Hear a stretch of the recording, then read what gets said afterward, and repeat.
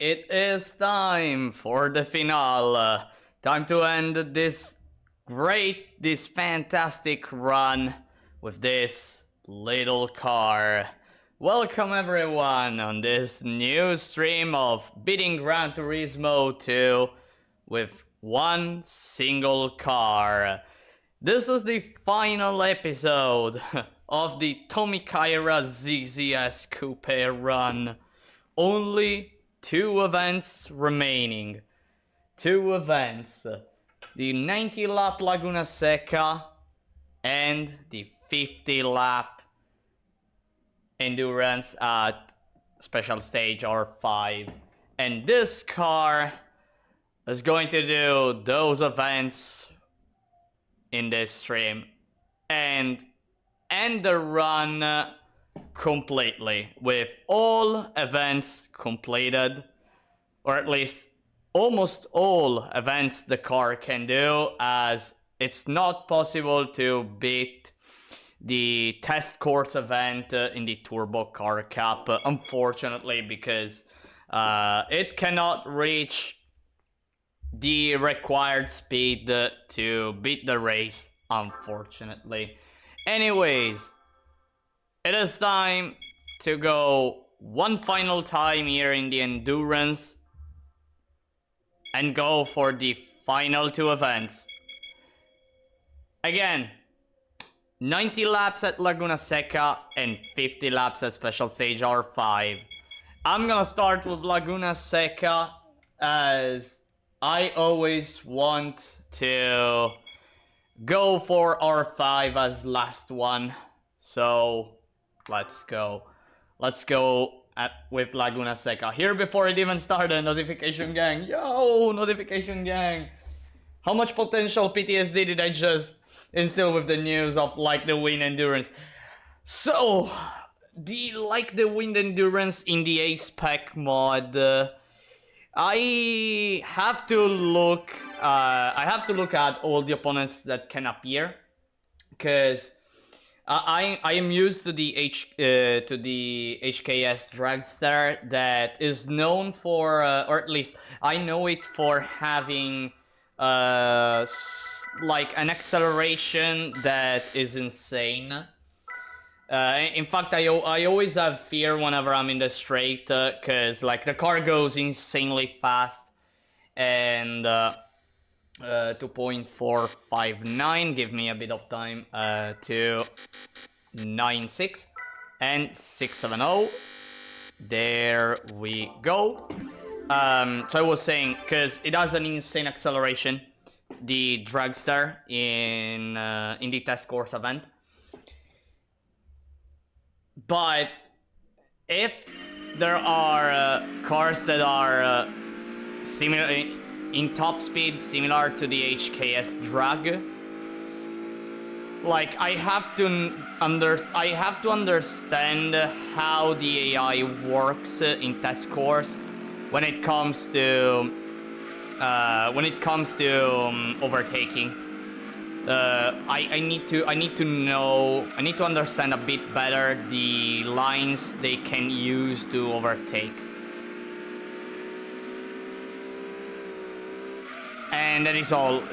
Like, the HKS Drag will be, if it's there, it will be the greatest opponent of that endurance. Otherwise, if it's not, well, the car that has the highest acceleration, actually, not necessarily the highest top speed, just the highest acceleration. Plus, I'd like to understand a bit more the settings that the AI uses, especially in that in test course, because it is different. 100%, it is different from the usual gear setting that the AI uses.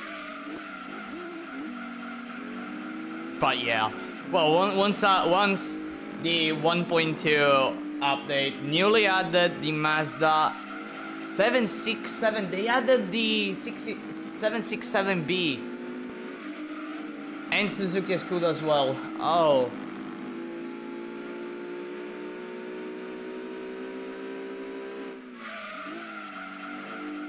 So judging by the thumbnail here, the TVR Speed 12 is there.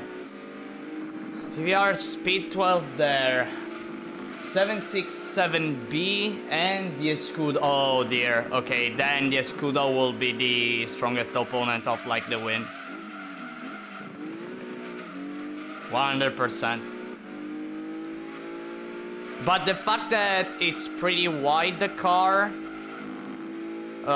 may give a better chance to block the car. Plus, well, it can help at getting some extra speed if you go for slower cars, of course.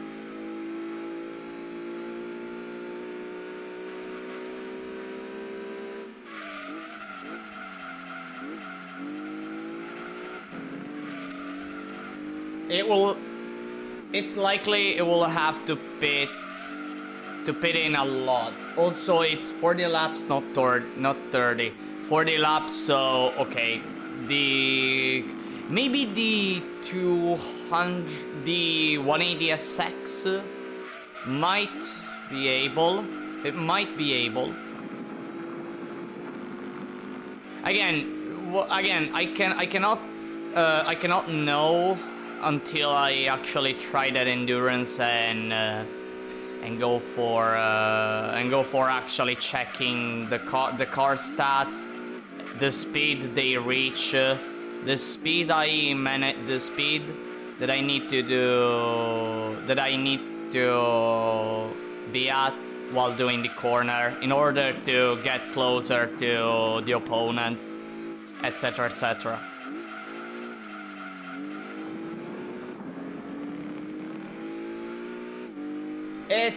There is a lot to consider. There is really a lot to consider. Plus 40 laps, like any car needs to pit at least once. Well, maybe, no, wait, maybe not necessarily. Maybe not necessarily, cause here's the thing. A lap in test course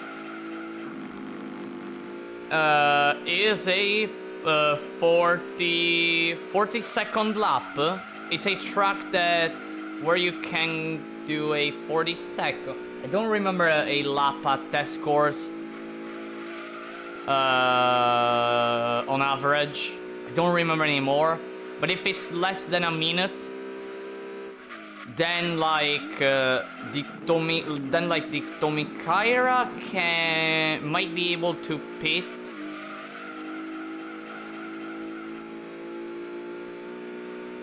pretty late.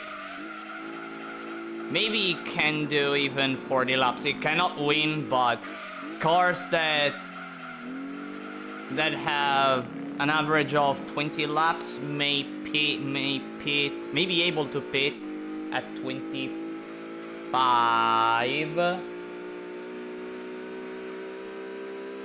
Yeah. So like you can do the one pit strategy where you pit at lap 20, exactly at lap 20.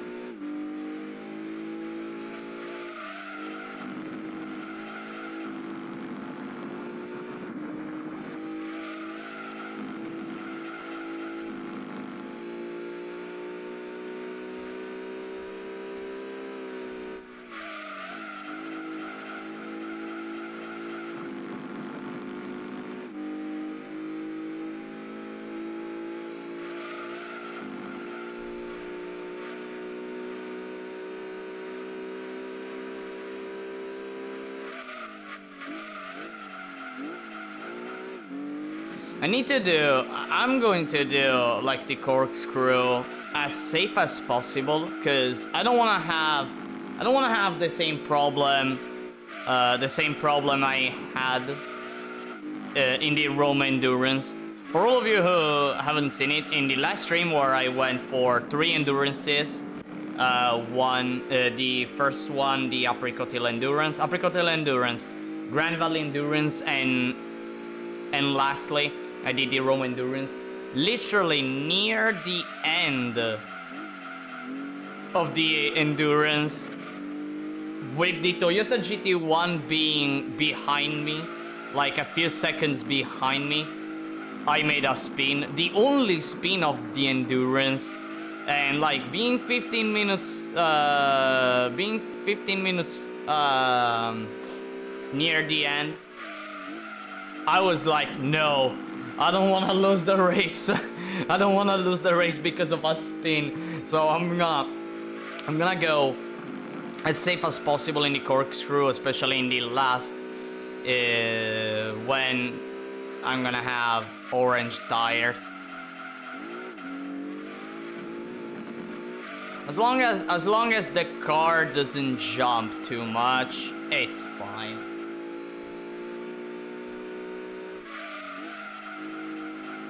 Yep, HKS drag 2 newly added Le Mans cars. Give me a moment. Peugeot Onyx, new addition, a NASCAR. Ouch, I hit the wall. Wasn't looking at the screen, sorry. McLaren F1 GTR, Mitsubishi HSR, GT1 the road car. Oh dear, the road car. So they probably gave that car the stage 4 turbo upgrade, so it has 900 horsepower. Probably that version of the GT1 road. It will be. And the Jaguar XJ220, so literally a shitty car. Not even the race one, not even the race modification one, not even the race modified one. Those just some of the opponents in the preview video. Some. Okay, so there's a lot of opponents that can appear. The Road Vanilla. Man. Well, at least, I'm sorry for that Jaguar, because it will do the Lister Storm. It will do the Lister Storm treatment. It will get the Lister Storm treatment. Always last. Poor car. Poor Jaguar. But since the 1.2 update adds the low-tech 6000, expect that too on the opponent pool. Well, if there is the HKS drag, like, let's say that, I don't want to say nothing can beat the HKS drag, just because, despite having, so here is the thing, if the AI says that if they haven't modified the AI in any way in the A-Spec mod, like the HKS drag, yes, it's fast, yes, it has a lot of acceleration, yes, it's pretty brutal and heartbreaking when it overtakes you instantly, but in the corners, like, it tends to brake so much and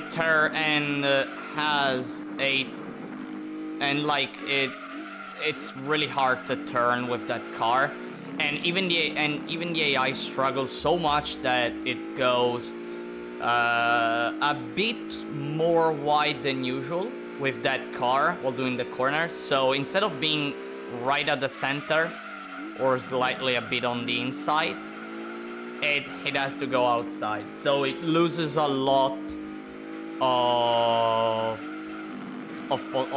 time. Like, it does a bad time because of that, typically.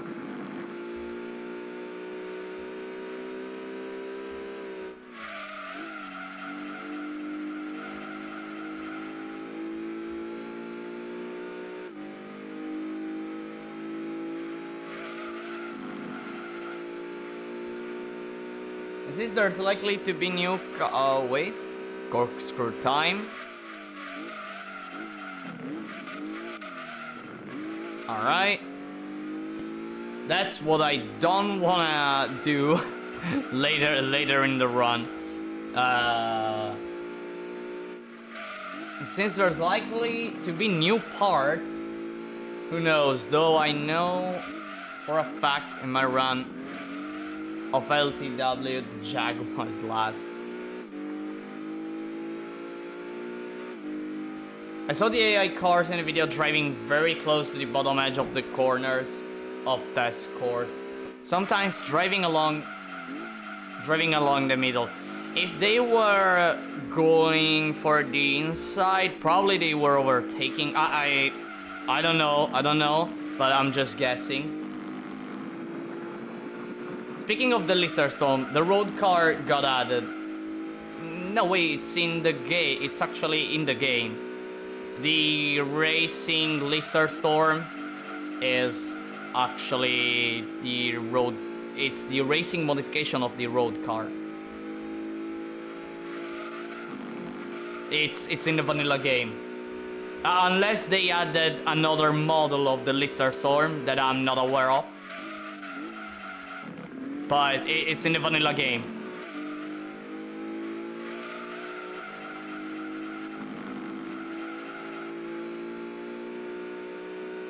Since the car list of 1.1 adds the Lister Storm GT and the GTL. Okay, so they added two lists. Okay, so I get it. So they added two new models that are already a racing modification. Well, just the racing version. And then the base Lister Storm that if you race modify you get the usual livery. I see. Okay. No, really, it's and by the way, everyone knows that like the Lister Storm is known for like spinning so much when you use it, right? Especially when it comes to low gears, because apparently it loves to stay at red bar, but actually I kinda found a way to not make the car spin at all. Almost not make the car spin. Almost.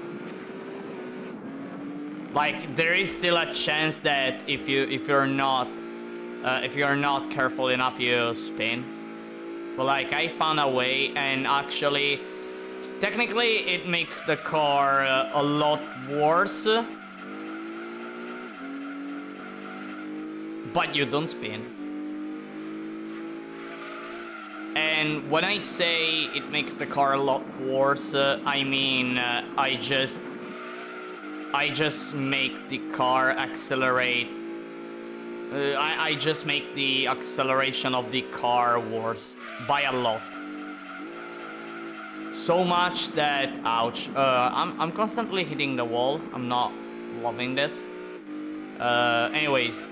Reducing the acceleration so much that I don't want to say it hardly goes to red bar. It still goes to red bar, but at least the effect is way less powerful. Meaning that you can at least do the turns pretty safely.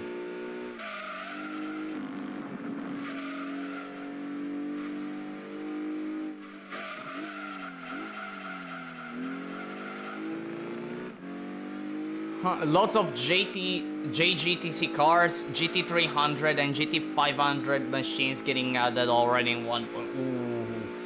So many cars. They are. Wait, actually, how many cars as of now? Without counting the upcoming 1.2.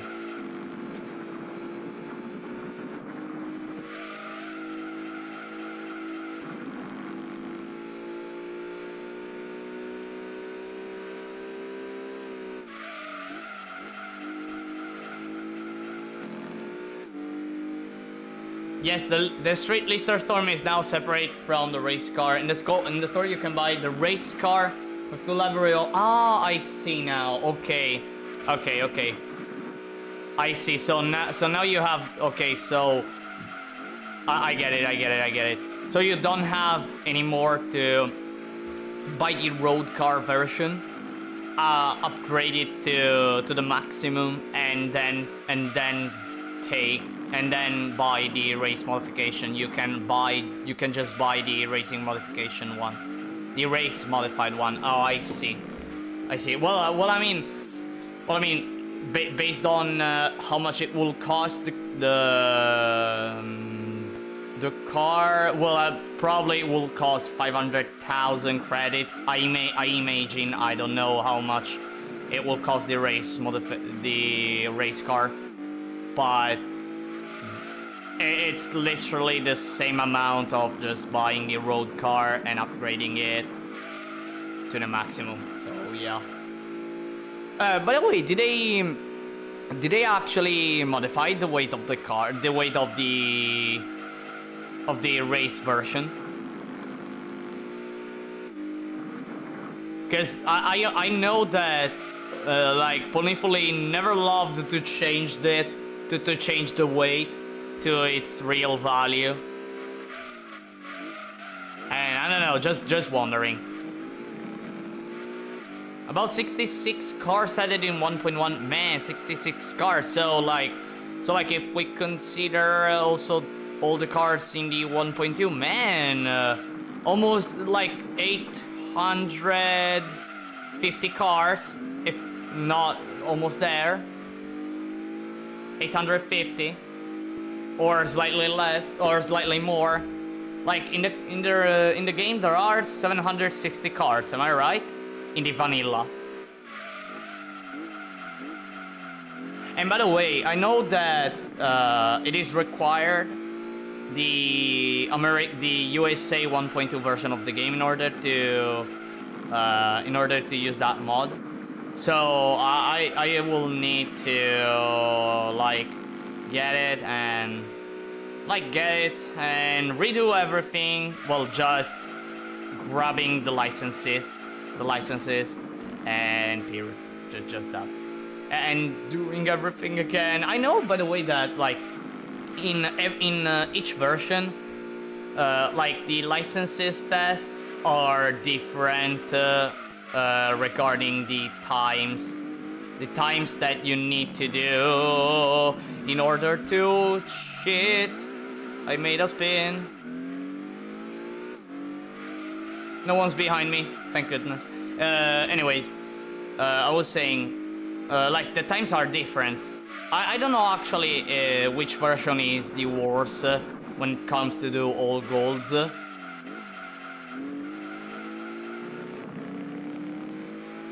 I know that the Japanese version has the rally tests. I know that those ones are a lot harder than at least the PAL version.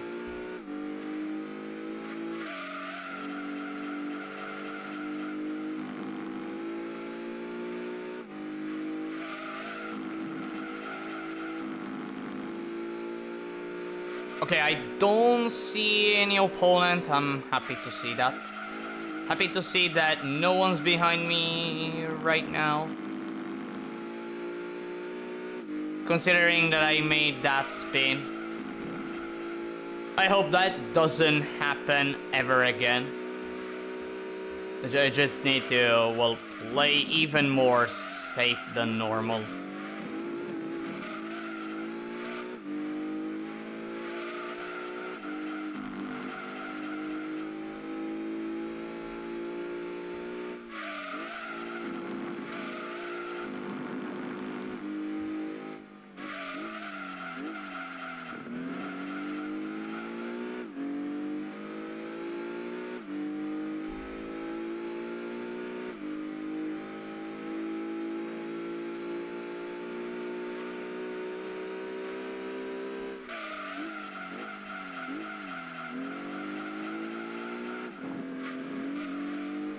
Some mod cars have an old. By the way, ass. ass. Well, I'm gonna be an ass if I spin again. Some mod cars have an alternative RM. You need to buy 3 stages of weight reduction, but the price is low. The weight of the car does not change.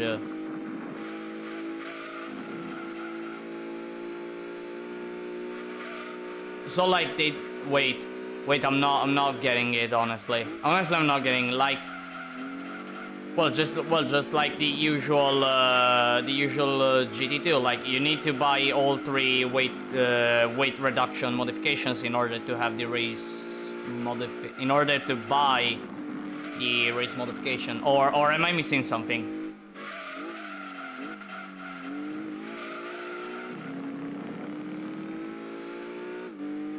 Last I checked, they're adding the Mercedes Subversine. I saw that car. I think in their Twitter. In their X. You know it's called X now, so I shall adapt. I shall adapt to the name change. I always have in mind that it's Twitter, but now it's X. So. No, jokes aside. I think I saw a Twitter about that car being added.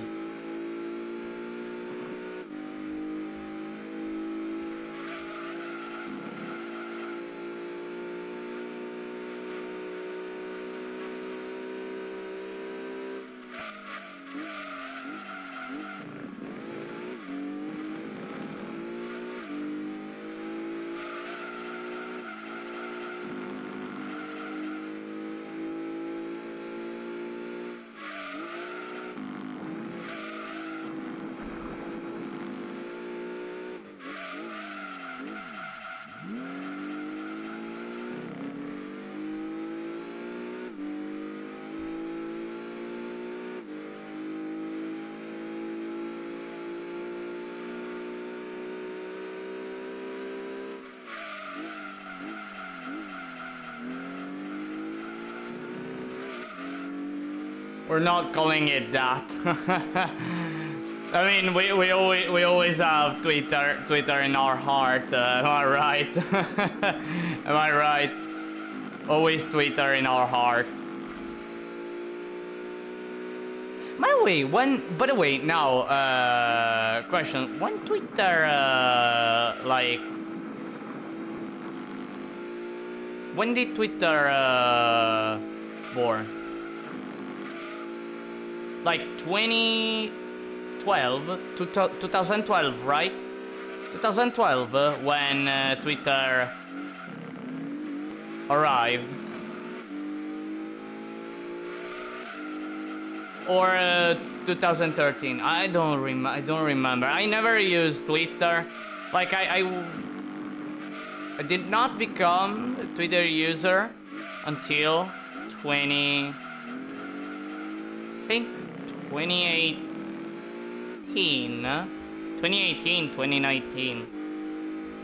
And I wasn't that much interested in Twitter before that. Well, I wasn't that much interested in Twitter before actually starting making videos. If I recall correctly, I created the first Twitter account when I was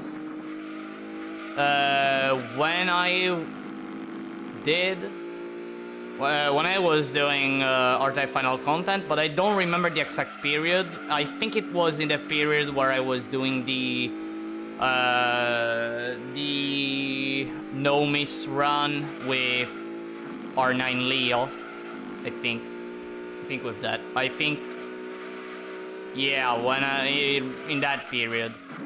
Then I switched to. Then I moved on after a few years with the account I have right now. And my Twitter. By the way,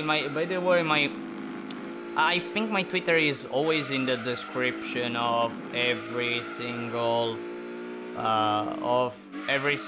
stream and video. So if you wanna check that out and follow me, I just post whenever I'm on the verge of streaming or just putting one highlight of the previous stream, if I remember to do that, because at times, you know, at times I forget.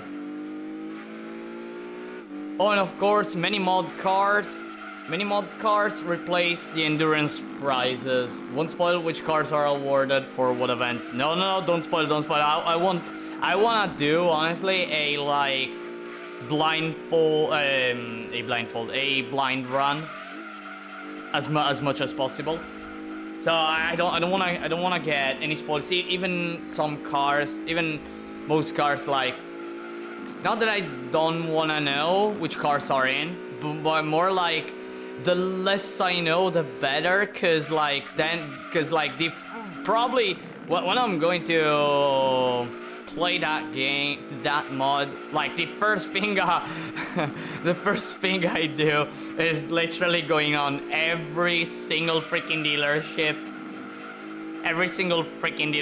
and just go, let's see the cars now.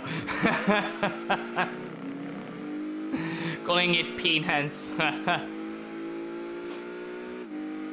Well, it kind of fits when you think about it. It's like, so sometimes you see some tweets and you're like, whoa, what is wrong with society? Or like, what is wrong with people?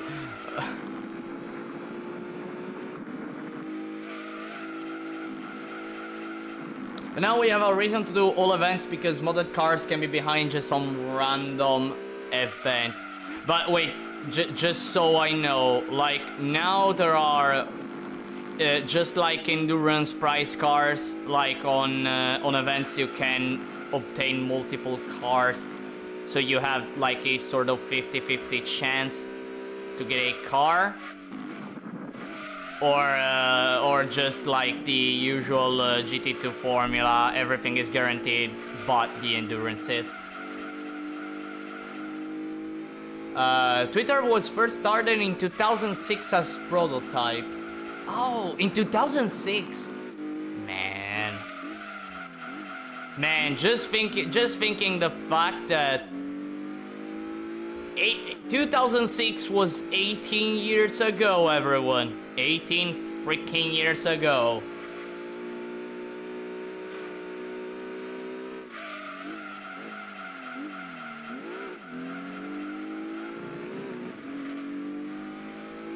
Man. 18 years ago. Gosh. That's a lot.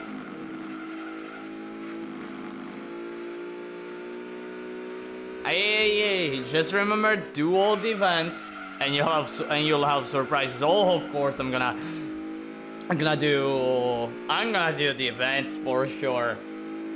I'm gonna do like a normal run, 100%, and then like go for maybe after a full run, maybe go for like doing maybe even the one car challenge with the new cars, if some of them are eligible for doing this kind of run, at least for the best they can do, naturally.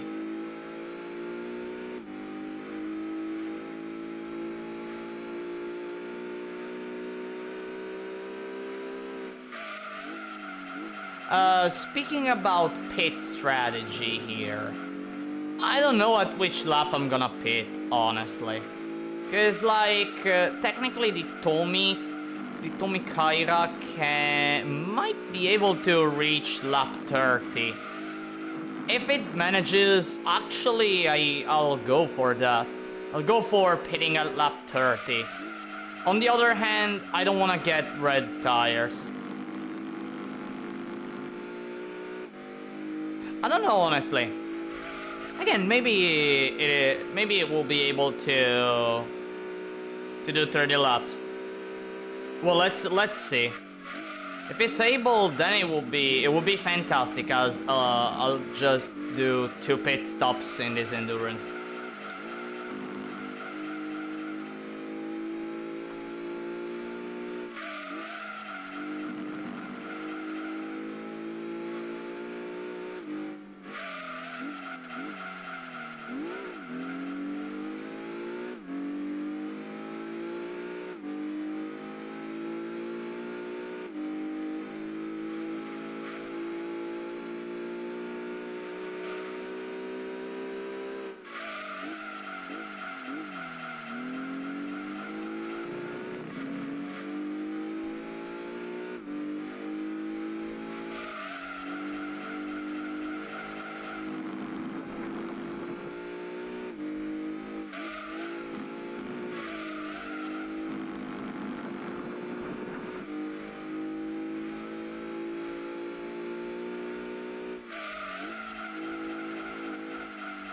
By the way, I don't know if you can still vote. I don't know how much time,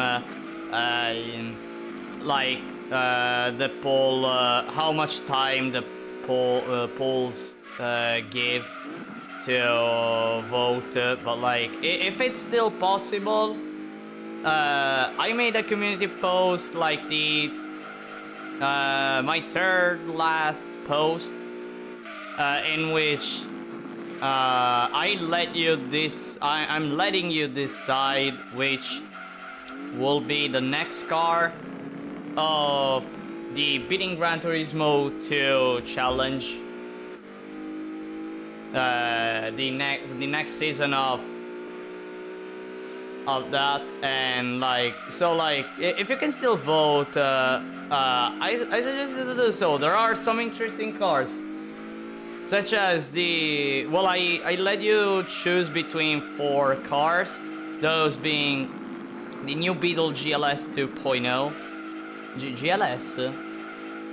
Or GL whatever. The Lancia Stratos, which is winning, as far as I know. I think last time I checked it was winning. The Lotus Europa and the Peugeot 206 S16. And the one who gets the most amount of votes, it will be the next car I'm gonna use to do this challenge. For both the Lancia Stratos and the Lotus Europa, I already have the save states, where I have a game that is literally at the start, except for the event where you win the respective cars. So we go for a as if I just bought the car.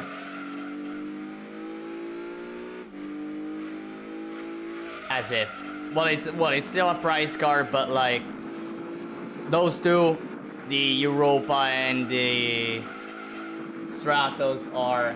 I voted for the Giga Chat Peugeot 206. The Peugeot 206, it was actually one of the first ever cars that I tested for this kind of challenge. Back when I wasn't that much knowledgeable about gears, suspension, suspension settings, and all that stuff. And just by looking at the Gran Turismo 2 PAL car list, which you can find online, it is so useful to always go and check every car, the stock horsepower and maximum horsepower, all this. You can check all the stats of all cars. I noticed that like sometimes the horsepower values don't match. but they're pretty close, so I guess that's kinda okay. But yeah, it was one of the first cars I ever went to for testing. But I was not able to make it make it fast enough for this challenge. Until I actually started discovering little by little how to make cars a bit more faster and how to make cars fit my playstyle. How to tune the cars to fit my playstyle. By the way, I think I'll go for 30 laps. At this point, I think I'll go for 30 laps. If I don't get a super red tire by the end of this lap, I'm gonna go for lap 30 and endure a bit basically.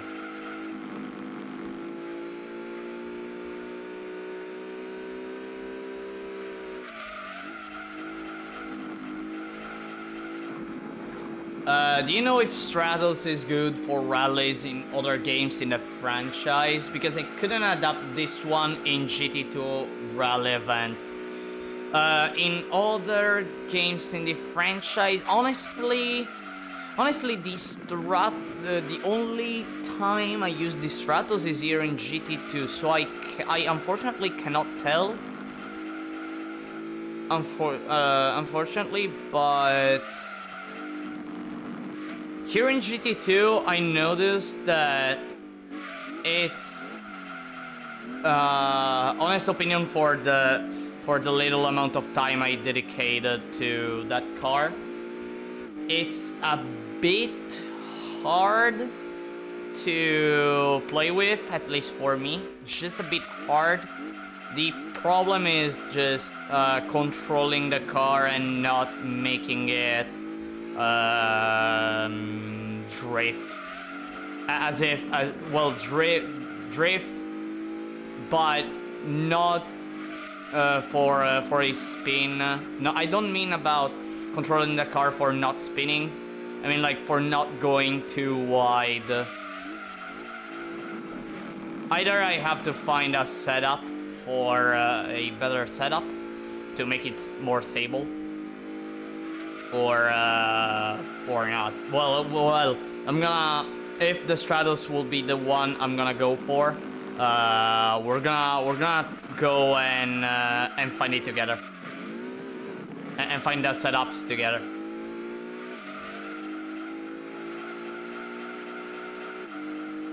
Anyways, time for a pit. It is time. There we go. Very slowly, because I don't want to spin. And here we are. Speed limited. By the way, that is a car that made a pit, right? Yep. That is a car that made... Well, I'm second. What?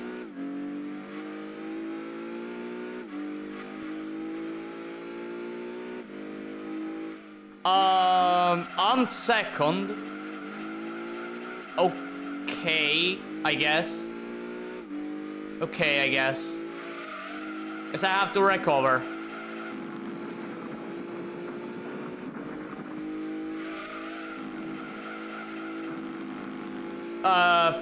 Man, 8.9 seconds behind. I have to go fast.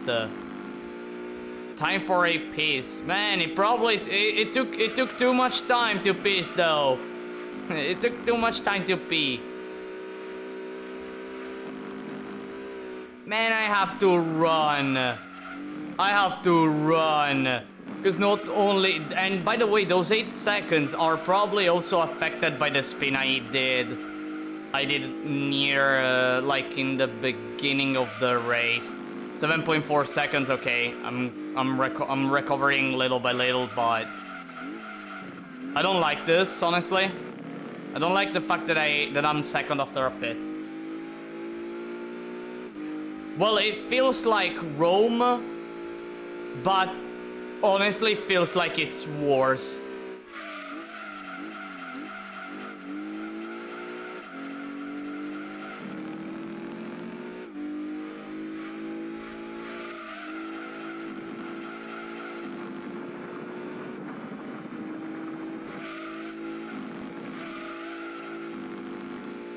Okay, I'm recovering. Okay, I'm recovering. And after I overtake, actually I need to still continue doing super fast laps. I think in order to be pretty much fine, I need to go for some 117s maybe. Greetings, welcome to T20M Gaming. Welcome to the stream.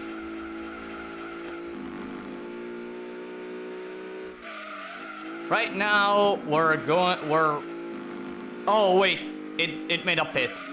It's pitting. I'm first. Am I right? Yep, I'm first. Okay. So wait. It made a pit at lap 32. And I did it at lap 30. Dang, that's absurd.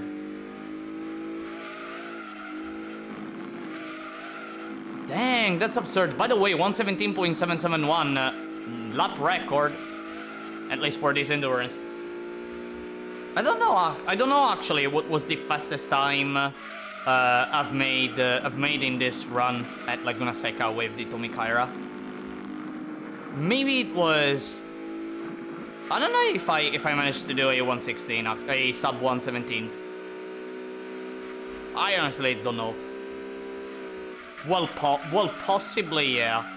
It all depends on the cork that I tried to do too fast here. At that too fast speed.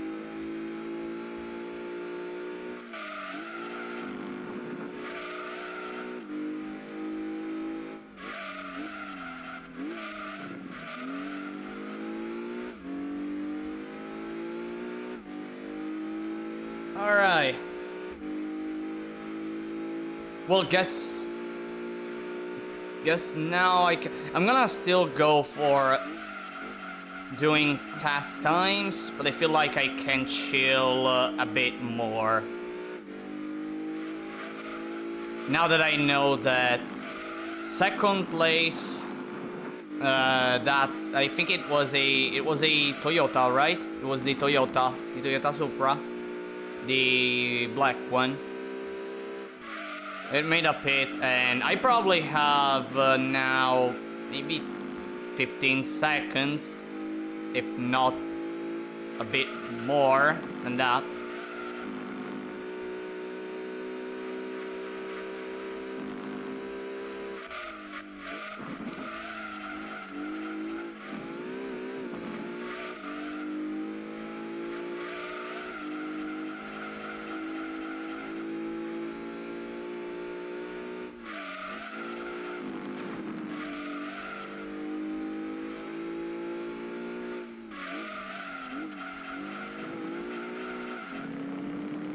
And to think, everyone, that this car only has 279 horsepower.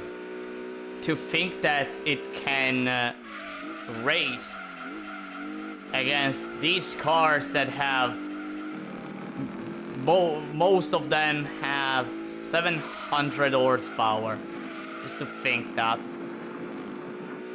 It is incredible, honestly. 279 horsepower.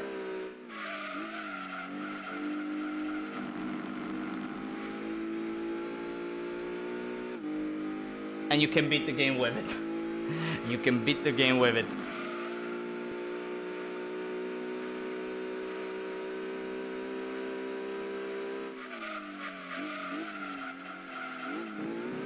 I mean, it also managed to beat the GTWC against the strongest opponents. Wow. I wonder if there is a car with a lower amount of horsepower who can beat the game.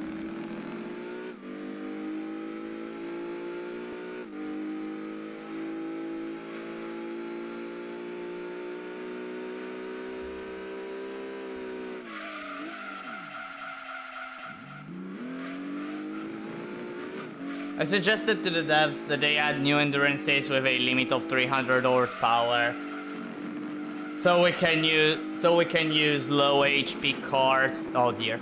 So we can use low HP cars more in these challenges. Yeah, I agree to that. I honestly agree to that. Cause like, yes, there is the 300 horsepower, the 296 max HP event that is the 30 lap trail mountain for the A-Spec mod. But if in the A-Spec mod they're gonna do more events like that. Maybe even a sort of the super, like a sort of super touring event, but as an endurance. You know, where you face race modified cars with that amount of horsepower, and you can go for that, and you can go for trying to beat them in an endurance. I think it would be cool to see. And honestly, I'd love to see as track, sorry. Let me think. Not Deep Forest, because that would be too easy. Not Trail Mountain, there is already the endurance. I think... Well, deciding the truck isn't easy, though. It isn't easy. Because, like, there are very few tracks that aren't used for endurances. While at the same time, the AI doesn't fuck up in a way.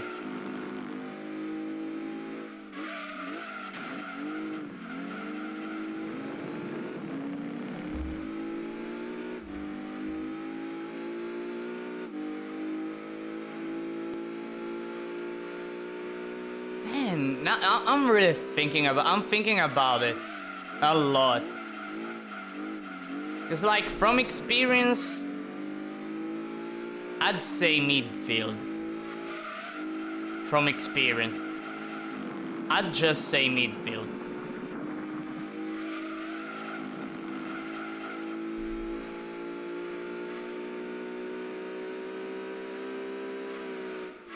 Because in midfield, like, the opponents, like, the AI kinda sucks only in Sector 2 and a bit of Sector 3. For the rest, they are really, really fast. By the way, how cool was this overtake? I don't know why. I found it so cool. Well, with the exception of me hitting the wall. And finally an overtake, by the way. I had that Takata for so many laps.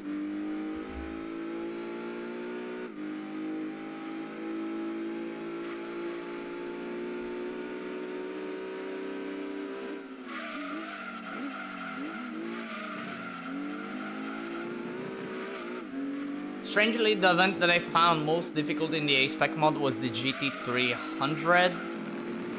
With the Tizen 911, it was easy, but I found it difficult with the other GT300s, especially the new ones. By the way, why did I say like 911? Like 911, the 911. I'm so used to the Italian method that when you have three digits. When you have three digits, depending on the context too, but like you go for the first number for the leftmost digit, and then say the other two digits as if it's an entire number. But I guess in this case it was a bit. Maybe it wasn't that fantastic to say. By the way, give me a few seconds, everyone, because I need to open the window. It's starting to, it's starting. The temperatures are starting to rise a bit. Humidity is increasing. Humidity levels are increasing. And I never know why I have my windows closed at this hour. I'll never know. I'll never know. And probably in a short amount of time, there will also be one of my cats who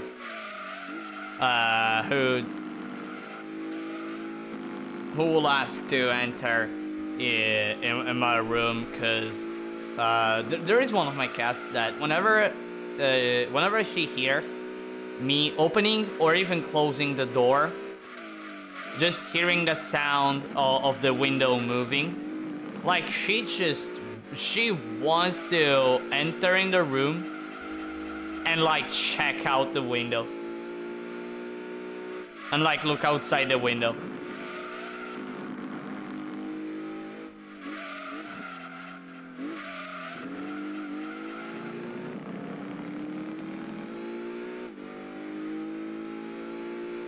But yeah, going back to the GT300, like, it's not actually an easy event, because, like, especially, well, speaking for the vanilla GT2, especially when you find the Cusco Subaru, or the RX-7, the yellow one, the RE Amamiya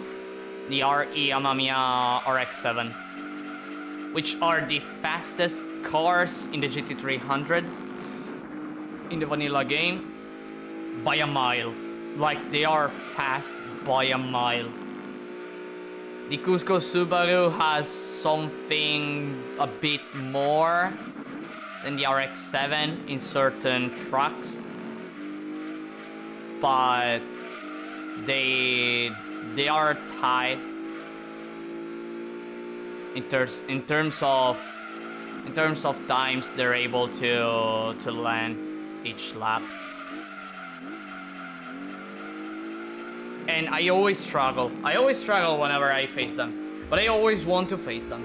I struggle, but I want to face them, because like it does, you know, it does more valuable when, at least for me, it does more valuable when I manage to beat the hardest opponents of an event. Considering that I am going for, I'm always for beating Gran Turismo 2 with a single car. For this challenge, I'm always going for cars that are able to reach the GTWC point. Like, I know they can win. If I struggle, I just need to find a better gear setup, probably. Just a better gear setup. As for the suspension setup, like once I find that setup, it's like that will be it for the rest of the run, unless I make maybe new discoveries, such as the one that that I showcased the last time when I talked about the rear camber for MRs. Basically, if you increase the rear camber in MRs, you make the car accelerate less.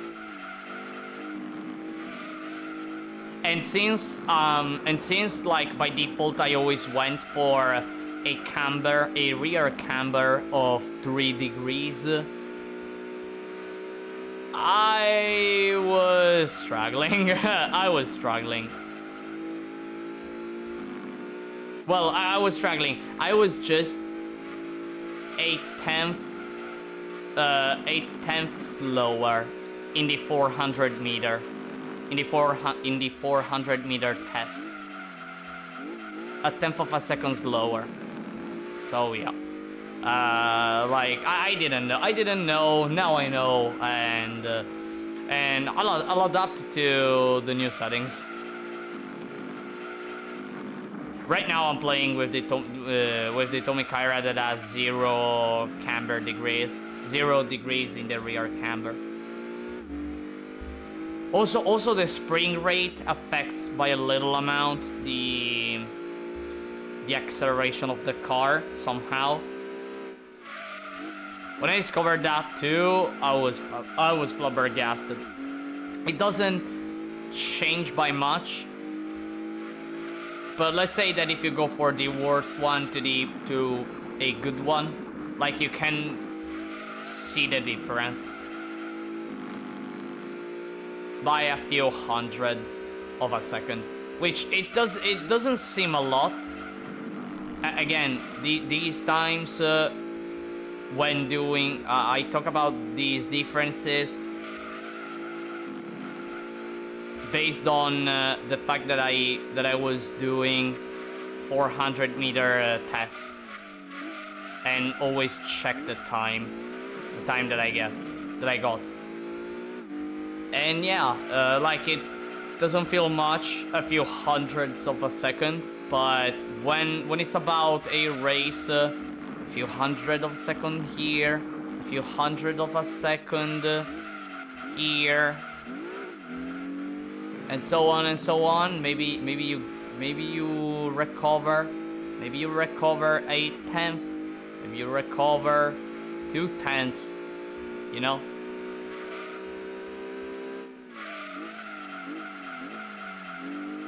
And all that stuff. By the way, after this lap, it will be time for the second half of the race.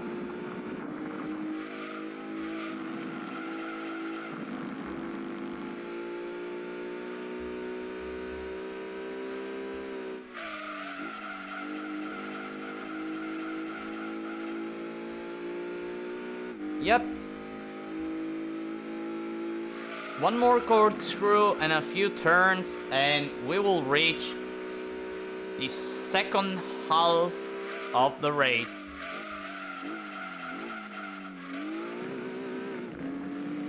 Just going a bit safe here.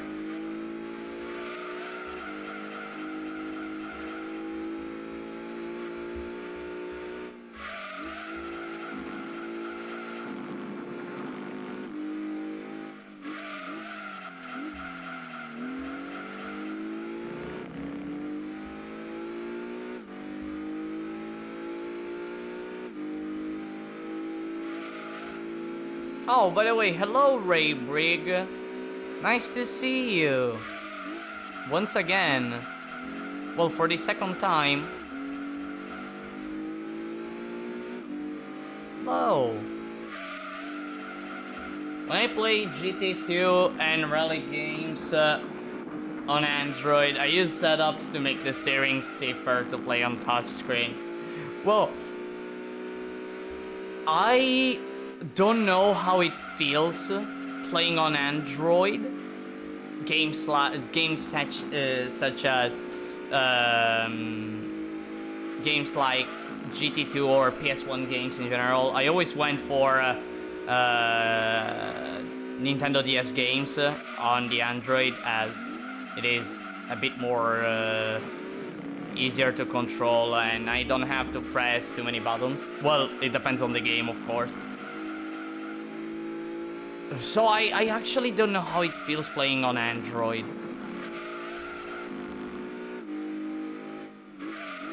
The only time I actually struggled in an Android game is with the R-Type 2 Android version of the game, where like it's super hard to, I don't know, like the directional buttons are hard to use, really. Sometimes, like, I remember dying because I had my finger in a place where the game detects that I'm going both up and right, and maybe I just wanted to go right, and bam, game over. Like that's the only time I struggled at an Android game.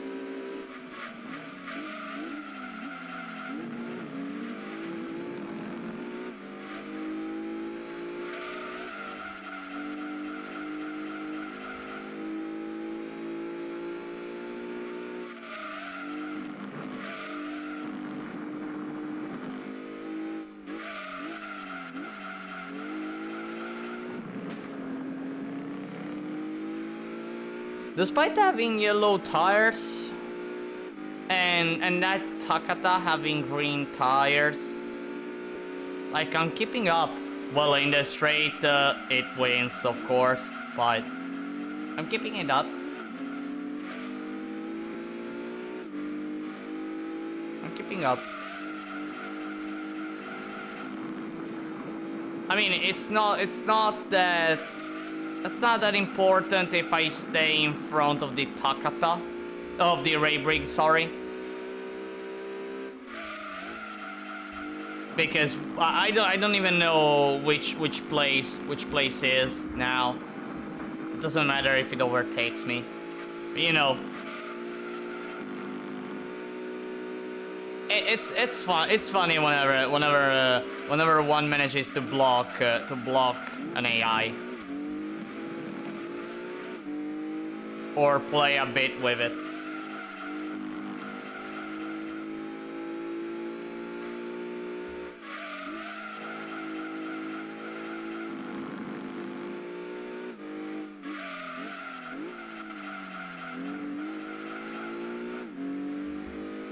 In GT2 with the original cars, it is difficult to control because inputs are imprecise. I play with the arrow keys and configure the sensitivity just a little. I see. I know that, like, when it comes to emulation, like, using arrow key, the D-pad makes the, like, the cars becomes super sensitive. What I mean is that they go from 0 to 100 in a super short amount of time. A 100 steering to either left or right, you know. But like I know that it does it super quickly. At least that's what I know. Maybe with newer updates they changed that. With newer emulator updates they changed that or not. I don't know. But again, at the end of the day, one has to adapt. Oh, by the way, the Viper is spitting.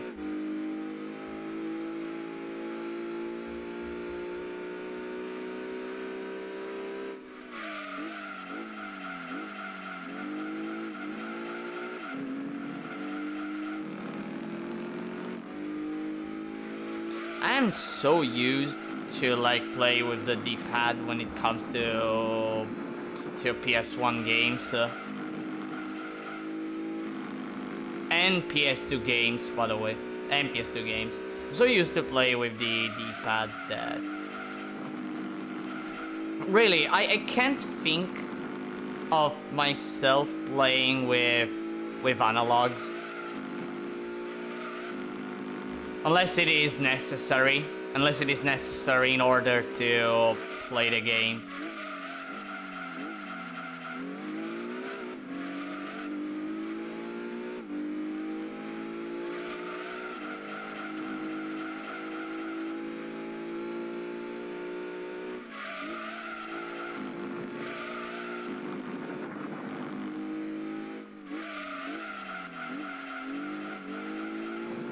Ouch.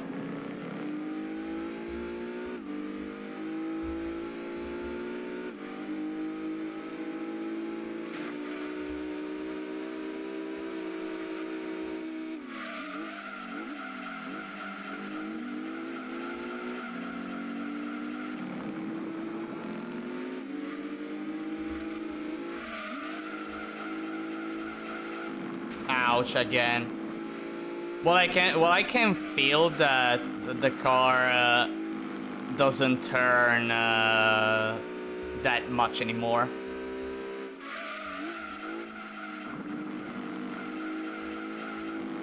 But I'm still able to do the turns at a pretty good speed.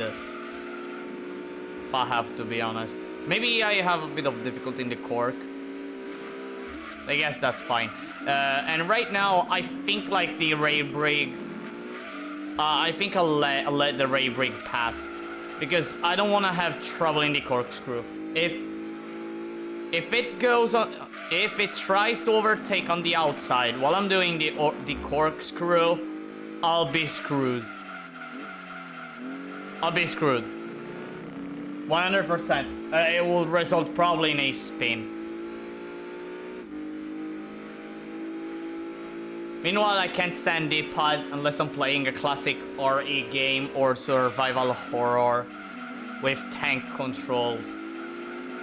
Analog really weren't made for tank controls. I mean the beauty of tank controls is when you're able to master them, the controls, especially in some Resident Evils. In Devil May Cry, probably. Even though in Devil May Cry, analog, I think it's better. And in Dino Crisis, man, if you manage to master it in Dino Crisis. And in Onimusha 2. And in Onimusha 2. Onimusha Warlords, though, the first one. If you manage to master tank controls, man, you're gonna have fun. You're gonna have so much fun.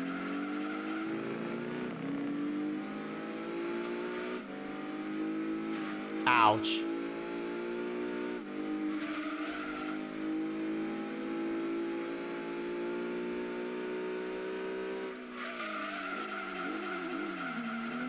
Alright, that's it. The ray brake did it.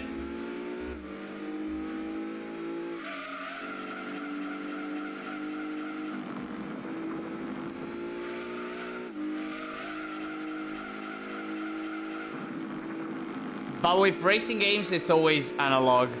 Like when I last played Need for Speed Most Wanted with mouse and keyboard. I couldn't stand how imprecise arrow keys were for driving and steering. Well, I'm not a PC gamer, so I don't know how it feels playing a racing game with arrow keys. I just know it like from other people on some YouTube videos that wanted to share their experience. Like, I noticed that I don't want to say that it's clunky, but it's like, how can I say it? It's not fluid. Well, it's not fluid.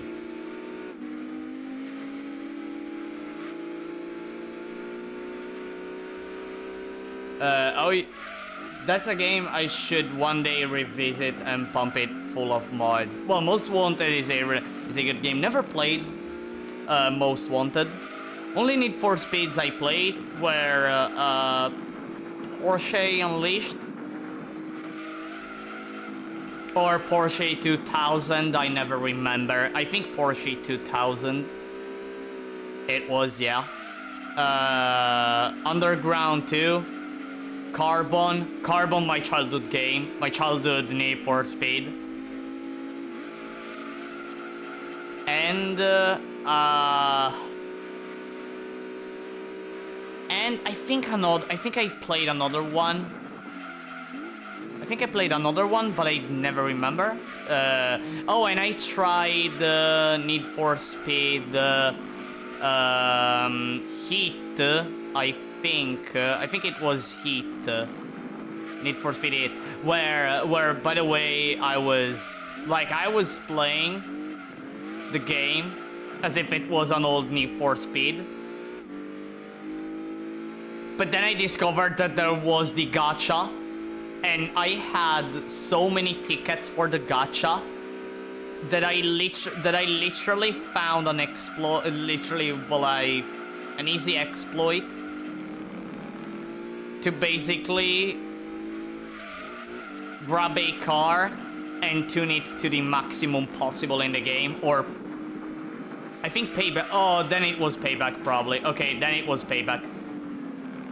Okay, well, it was one with a gacha system. With a gacha system regarding upgrades. Yeah. Yeah, it was Payback. Yeah, it was Payback. And I remember like finding the Datsun 240Z and creating Devil Z in Need for Speed in Need for Speed Payback. I managed to put it at like fully tuned. It was perfect, and I was still at early game. So like I had events with like that, like it was like opponents have this amount of power, and I was like, you know, I have triple the amount, that should be easy. And then I saw my opponents going at 300 kilometers per hour, and I was like, what? That shouldn't happen, cause it's early game. You told me the power of those cars was, say, like 250. Why are they going at 300 kilometers per hour? Explain, please. I feel that DMR cars need adjustments to make the front suspension firmer, make the suspension firmer and the rear suspension softer, avoiding spin or unwanted movements when going up hills like Red Rock Valley.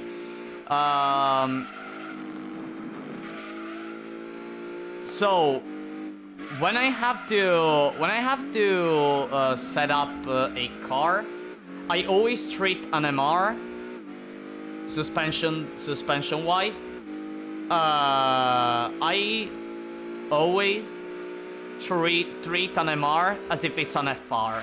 So I go with the setup that I usually do with FRs, which mostly it's as follows. Spring rate, more rear than front. Difference between rear and front depends on everyone. I saw something that I don't like, that I'm not liking, and it's that black car that is second place, that is catching on me, that it's closing, and it will overtake me. I'm not liking that. Honestly, not liking that. anyways, for the suspension settings, spring rate, what I said, the difference between rear and front, depending on the weight of the car, the more the car is lightweight, the less the difference between the two values. Never the same though. Never the same, because that sucks. Then ride height, it's always, it doesn't matter which car you have, it's always front minimum, rear maximum to have that acceleration. What else? The dampers, damper bound and rebound, one in the front, 10 in the rear. If the car is too sensible, I reduce the rear to a lower value. Then what else? The camber, now the rear camber 0 degrees. If it's not grip enough, increase it by a little. I suggest at this point either 1 degree or 0.5 degrees. Yeah. The front one, always 1 degree, unless you're playing with an FF. In that case, 0 degrees. Stabilizer, 1.7. You don't need anything else. Like, that's my main FR setting that I also use with MR cars. I mean, it works for my playstyle. It makes cars stable a bit, and sometimes the car is a bit unstable. But honestly, having a bit of instability sometimes may help. Sometimes it may help, having a bit of instability. Just a bit, not too much. If it's too much, then the settings must be reconsidered.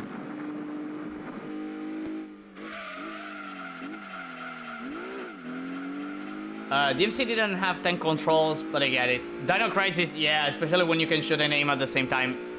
Exactly. Oh, I drove past an Alfa Romeo 155 today. Man, seeing an Alfa Romeo 155 is always a treat. It's always a treat seeing an Alfa Romeo 155 live.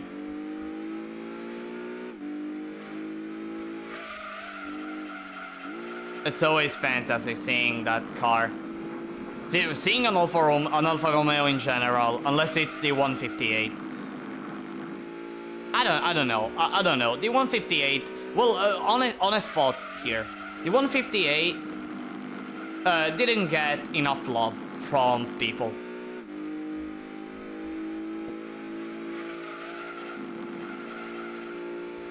I tried Assetto Corsa with arrow keys for steering, and it was terrifying. Oh man, Assetto Corsa with arrow keys. Good lord. But again, I'm not a PC gamer, so I don't know how it feels playing with arrow keys. And by the way, I tried to play I actually played one single game with mouse and keyboard, and it was Fear, the first Fear, or First Encounter Assault Recon, and it was hard. Oh, by the way, that was the Viper. That was the Viper, but here is the Supra. Here is the Supra.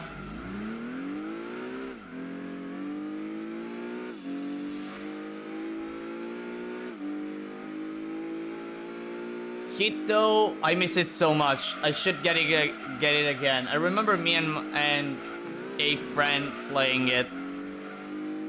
Hit's co-op style campaign was so baller. Me and a friend played it, and every night always go for hit level 5 and escape together. I should play again. I should play it again with him. The best moments are with buddies. Are with buddies to play a game. I remember.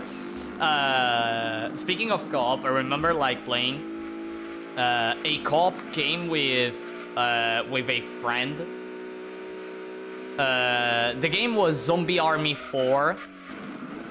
Yeah, Zombie Army 4, and we had such a blast. We had such a blast playing that game. If you don't know what Zombie Army 4 is about, like the plot is the plot is, it's basically the mustache guy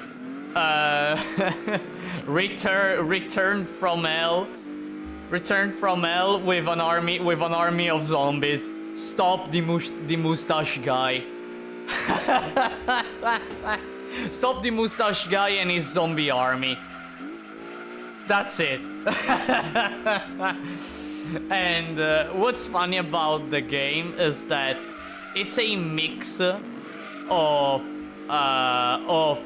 comedy and horror. It's a mix of comedy and horror, and lots of little Easter eggs or little tiny moments that where you can laugh with a friend. Such as there is one. Oh man, wait. Let me remember this one. There is one in one at a point in the game, like you are in a place where there is water. All right, and if you stare to and by the way, in that place you can find a doll. That is on the water, and if you stare at the doll for too much time, after a while, like a shark arrives out of nowhere and eats that doll, and it also acts as a jump scare. And man, if it jump scared me the first time.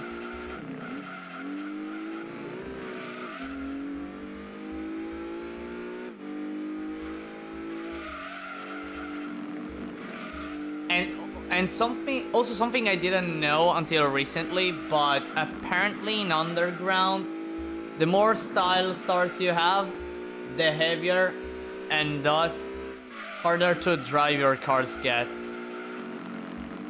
What? Wait, what? So the more the stars, the heavier the car? Nah, wait, but Underground 1 or 2? Or both? Nah, no way. I didn't know that. Nah, no way. That's why certain events are so damn hard, because the opponents not only rubber bands. He has no cosmetic parts, meaning the car is the lightest it can go, and does this fast as hell. Man, same energy as the leg jump scare in RE4. Yeah, same energy. But the thing is, before so the doll is actually an element that is present throughout the entire game, because that doll that it's always the same. It appears in many levels, many levels, and acts and it's always present for like jump scaring you or stuff like that. Okay, and in the shark scene, like before the doll gets eaten by the shark, she turns at you. She literally turns at you. There is another one that I remember just now, where in the first campaign, in the first level, there is a section where like you have to make preparations for the next wave of for the next wave of zombies, okay? And in the rooms, in the various rooms where you prepare, there are some typewriters. Okay, some good old typewriters, the ones that make so much noise, like those ones, you know? And like you can interact with the typewriters, and like every time you interact with the typewriter, like the typewriter by itself writes something, okay? Such as, I don't know, I don't remember all the phrases, but to the level of the end is near, okay? Stuff like that. And there is one typewriter in a dark room where you can interact with, and I think at the third time you interact with, like it writes, it writes behind you, and then when you look behind you, literally in front of you, you will find like a group of dolls, like so many dolls that weren't there before, and with glowing eyes just staring at you, and also the game plays a laughing sound effect. It was when I got it the first time, I was like, nah, gee, fuck this, let me move let me move forward. It's really the heck.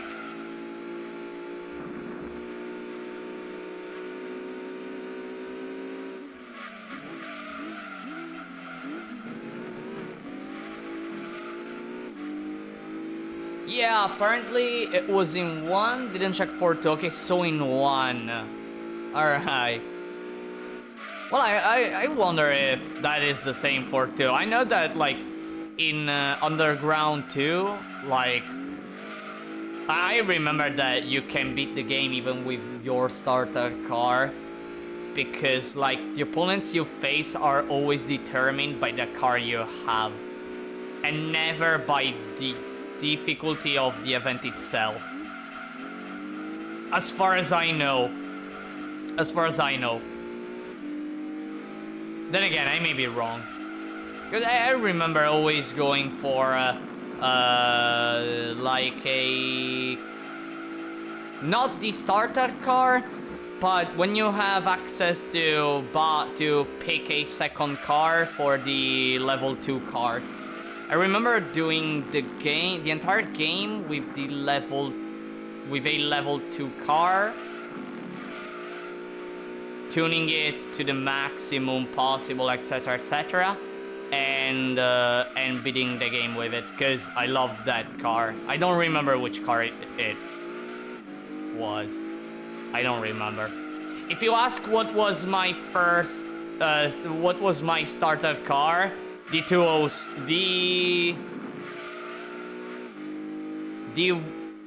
wait, in Underground 2 there was the 106, the Peugeot 106 or the Peugeot 206 as starter car.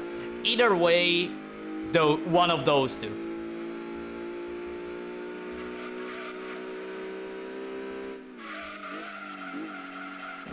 That feels like in Silent Hill 4 when Robbie the Rabbit, the doll stares at you, points at you, and when you pick in the hole to your new... Oh, I know about that one.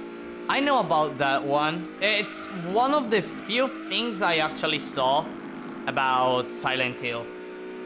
Man, I'd love to see you play a Silent Hill. I've never played a Silent Hill. Never.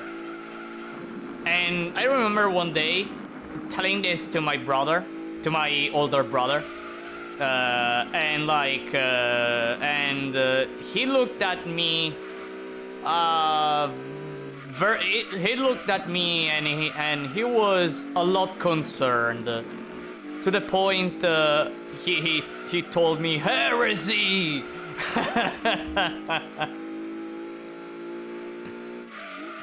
Man, I have to play Silent Hill 1 or 2 at least. At least one of those two. At least one of those two. I must play. It's a must. Honestly. Honestly, it's a must. It's a must play. And me being a gamer who loves almost every genre, or at least always manages to enjoy games of almost all genres. Not having played a Silent Hill, I mean, I have to put that in my gaming curriculum.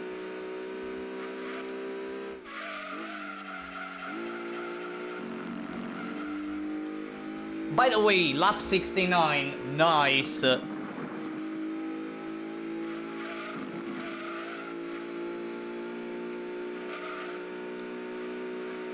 I'll be a heretic and say start with 1. Wait, why a heretic? People always suggest to start with another Silent Hill. Well, I guess 2, right? Because 2 is a masterpiece. 2 is a fantastic game. PS2, and also the dog end, which in order to get you have to do like super weird stuff, if I recall correctly, and it's super stupid. The ending, I saw that ending. And that's all I know about Silent Hill 2. Because most people will say, just play 2 and nothing else. Oh man, really? I mean, Silent Hill is not just 2.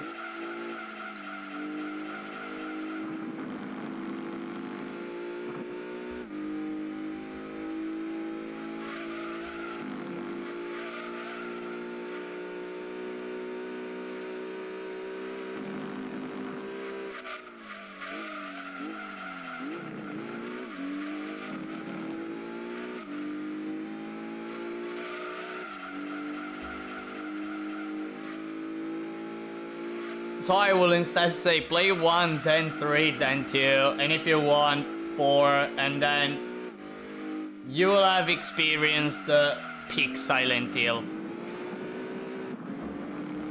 You know, now that I'm remembering, there was a period of time where I was actually thinking about buying which Silent Hill was a Silent Hill, and it was Downpour. I think it was Downpour.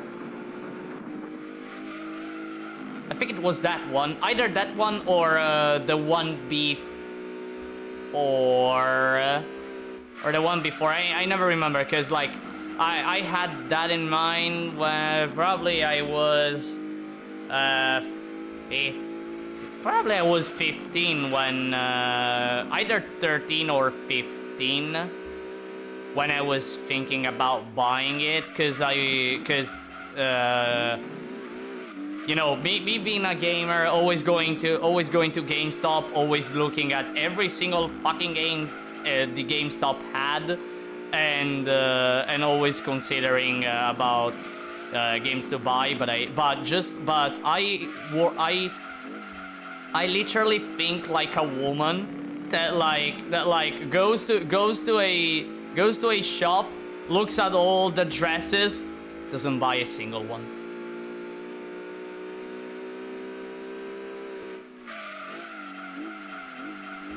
And spends like an eternity to look at the dresses.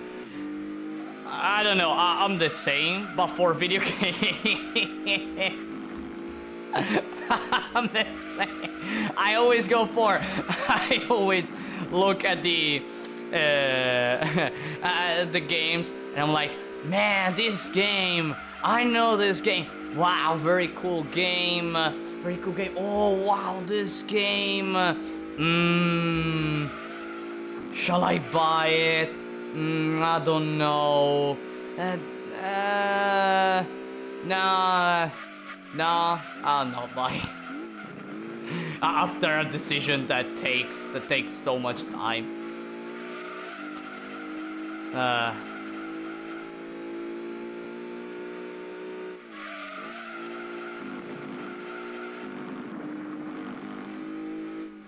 Unless it was about Nier Automata. Actually, the story of how I bought Nier Automata is as follows. Like, heard that the game is good, you know, like heard that the game is good, but never felt that the urge of buying it, you know, of buying it and stuff. Until one day, I was looking at the news on my smartphone. You know, one of the super rare instances where I look at the news that Google throws at me. And there was this article by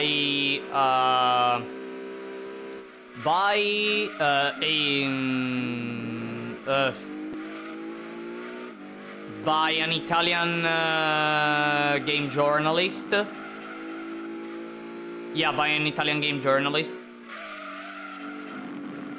And I got this article about Nier Automata, and and when I read that in the game there are shoot 'em up elements, and also there are shoot 'em up elements. Like, next day I bought Nier Automata.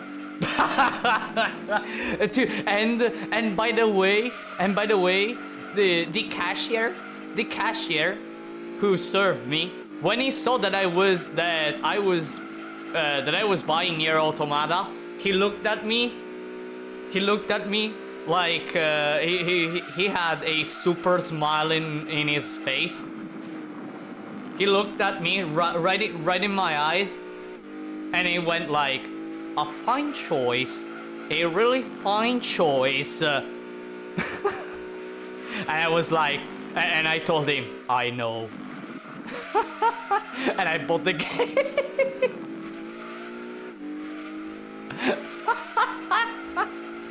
I still remember the day I bought Nier Automata.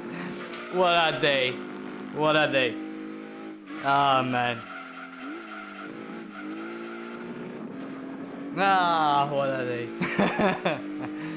Man, I feel that in my soul. Super indecisive, and then when I have to choose, I end up picking nothing and living. I know, right? I'm the same. I know. But yeah, Silent Hill in that order will be a nice experience. Curious, you can try the Western Silent Hill games. Good luck with those though. Alright, I'll keep that in mind.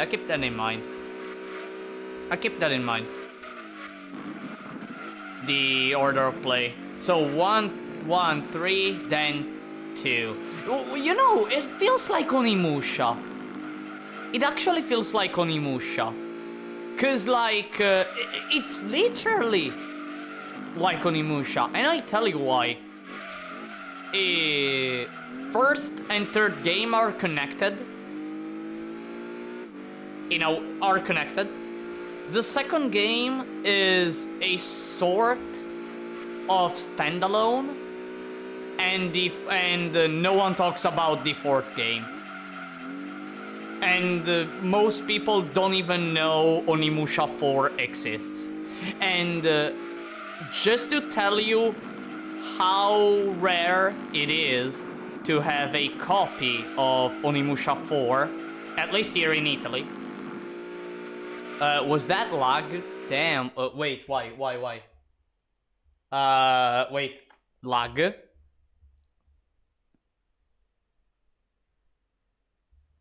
No, okay. No, I thought there were problems with OBS. I thought there were problems with OBS.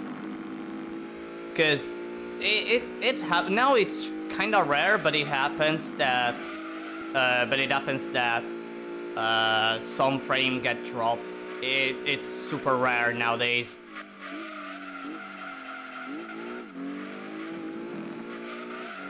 And by the way, I was saying, it's so rare to have a physical copy of Onimusha 4 that, at least here in Italy, like the only GameStop I found that had the copy, that is now closed, by the way. That GameStop is now closed. They closed it many years ago.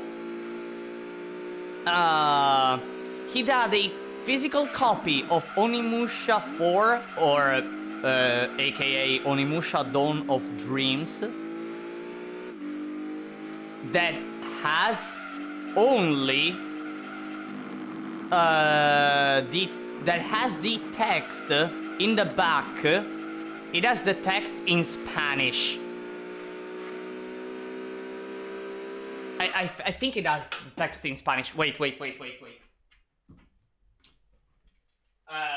me check, because I never remember. Where is my wait? Where is my copy of Onimusha Dawn of Dreams? It's there, right? Oh man, I have to create a mess in order to pull out my copy of Onimusha 4. But yeah, it has Spanish text in the back of the back. The game is still in Italian though. The game is in Italian. Or at least I think it has multiple languages. I'm not that sure. I think it has multiple languages. Yeah. I think it has multiple languages. So including Italian. So but almost everything is in Spanish as text. I mean, I found that one. It's almost impossible. It's almost impossible to find. If you find your copy, snap a pic and send it to our DMs. I'd love to see it. Yeah, sure. Sure. The problem is that like the way I put all my games are in a way where the PS2 games are like hidden. And in the front I have PS3, some PS3 games, PS4 games, PS5 games, and then I have it in a way where like my entire Armored Core collection is in a spot. Some PS1 games, I can see all my PS1 games, which aren't a lot, but yeah, and of course, above all the games, the first video game that my family ever bought, that my brother ever bought, which was Battle Arena Toshinden 3, which is also a special edition of Battle Arena Toshinden 3. As far as my brother told me, that if you insert it as a CD to play music, you can play a special song that it's in the game, but it's basically you can play the full version of the opening song. And I, by the way, ripped that song, and I have it in my smartphone and in my car. It's a really fantastic song. I always love to hear that song. By the way, I also played that game quite many times. And, well, it is a simple game. It is a simple game, simple fighting game with not so broken characters, especially the strongest one. Especially the final boss. It's not broken. It's not broken at all. You know the memes, the usual memes, press square to win? Well, in Battle Arena Toshinden 3, you have press L1 to win. Like, boom. Press L1 to win. It's like playing Ogre, Green Ogre in Tekken 3. Where you just spam you just spam that attack where it hits with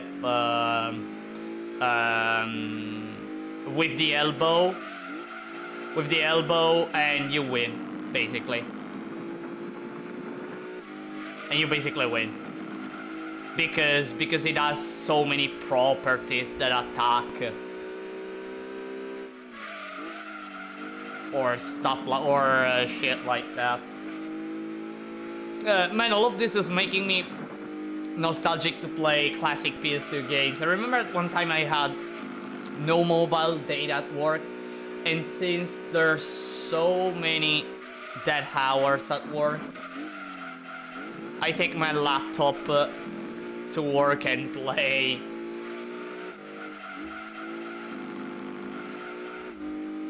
I managed to get through the entirety of Phase Paradox, which goddamn was a silly title. Never heard of this Phase Paradox. Then started Shadow Hearts, Super Solid RPG.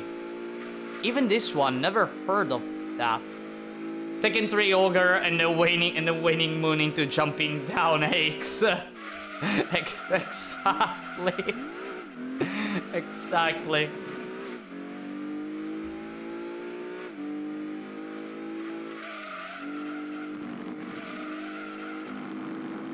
Ah, man. I actually had a copy of Tekken 3, but I lost it. Somehow I lost my copy of Tekken 3.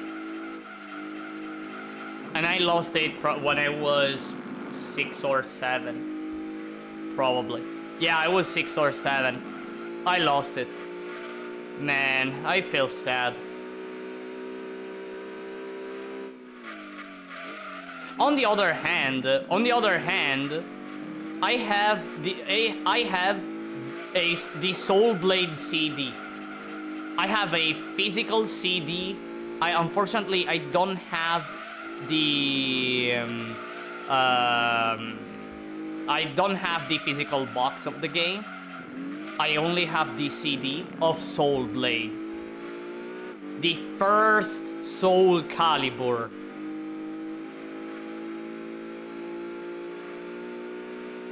It's not easy. Actually, it's not easy to play that game. It's not easy. I only managed to beat that game once with Voldo, which it's a strange character, to say the least. It's a super strange character.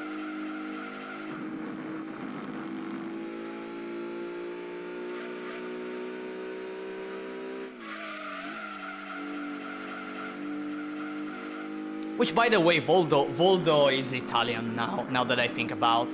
It should be Italian. It should be.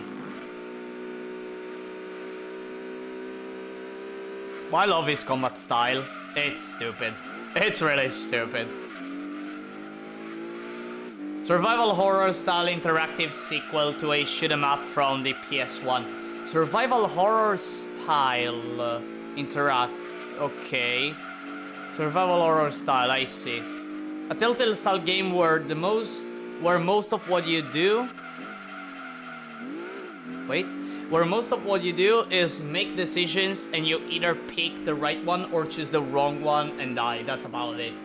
Japanese only, but all voices are EN. Super interesting. Worth a check if you're bored and have nothing to stream. Okay, I'll think about it. You know, another... Well, speaking about... Well, not like Telltale like games, more like visual novels. I still have to play all chapters of Higurashi. I only played the first chapter, which, by the way, calling Higurashi a visual novel, I think I'm already hearing people with pitchforks. It's a sound novel. So I'm sorry, everyone. It's a sound novel.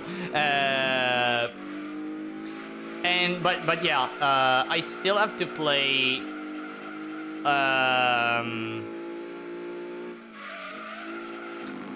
all the other chapters. I played chapter 1 and like my experience was my goodness, wow. And also the reason I played I started playing the first chapter of Higurashi, or When They Cry, also known as When They Cry, is because of Silent Hill. Here's the thing. So, a few years ago, they announced that Silent Hill F, or stuff like that. And I heard that the storyteller, like it will be a story made by the same guy who made When They Cry or Higurashi. And since it's a guy who makes really fantastic stories, like I was like, man, well, I heard back then that he made Higurashi, and plus he was really good at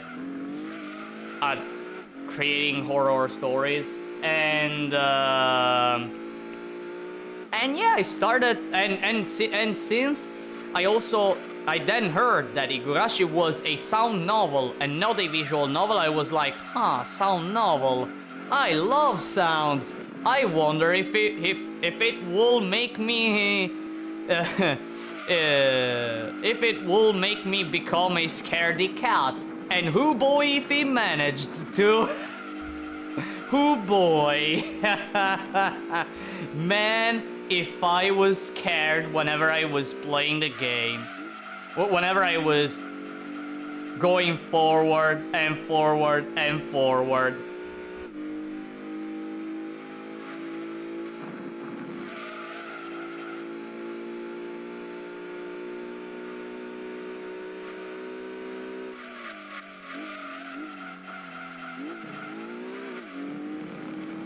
It's also short. If you do all the right decisions, it should take you around 4 to 5 hours to beat. Also, Yoko Taro worked on that game as a game designer. Oh, which then, thanks Yoko Taro. Always with Yoko Taro, I always say one thing. I love you, Yoko Taro, but I also hate you so much for the things you choose to do in your games. This being before he worked on Drakengard 2, I think. Man, when I start, because of Nier Automata, I then started playing Drakengard, and because of Drakengard, I then started loving even more Yoko Taro, but especially I started hating even more Yoko Taro. to the point that in Drakengard 1, you know, ending E and stuff. We can't go away from that one, right? And when I spent my day and a half, entire day, almost non-stop, in trying to get ending E, when I finally managed to beat that stage before pressing X to play the final cutscene, I was like, for all the frustration I got, for all the for all the suffer I had to go for, I hope the ending is worth it. And then I saw the ending, and like the first thing that went out of my mouth was screaming his name. Was literally screaming Yokotaro's name. I hated that ending. I hated it so much. Plus before that ending, like the cup of coffee weapon. What I mean by the cup of coffee weapon, if you remember, in order to get ending E, you need to get all weapons, right? And one of those weapons, in order to obtain that weapon, is to just wait 15 minutes. Like you stand for 15 minutes in the stage, you can do nothing, and that's why I call it the cup of coffee weapon, because like all you have to do is literally go away, prepare yourself a cup of coffee, drink it, do whatever, then when 15 minutes arrive, search for the chest that appears on a random spot in the map, and open the chest and end the stage, which that stage is just press up to end the stage. No, wait, hold up to end the stage, by the way. Man, what a game. What a game. Oh yeah, the writer of Igarashi is working on Silent Hill F, which is in dev hell, as I haven't seen it in ages. I didn't hear anything about Silent Hill F. Like, the only thing I heard is that, oh, they announced Silent Hill F. That's it. And also, it has a lot of Japanese references, culture, and stuff like that. Like, it's a lot Japan folklore focused. At least I heard that. Speaking of, the biggest disappointment ever was finding out the newest game by Keiichiro Toyama, Silent Hill creator. Too wide. Slitterhead is just a Souls-like. Oh.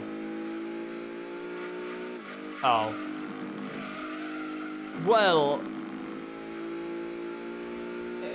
I mean, when it comes to Souls-likes, like, every game should be treated separately, like, without trying to, honestly, it should be treated without comparing it to Dark Souls, because at the end of the day, like, Dark Souls, but more broadly, FromSoft games are just games that are a lot focused on like being patient, finding a strategy, and winning if you found the right strategy, which a lot of Souls-like games fail to, like, realize, or at least they fail at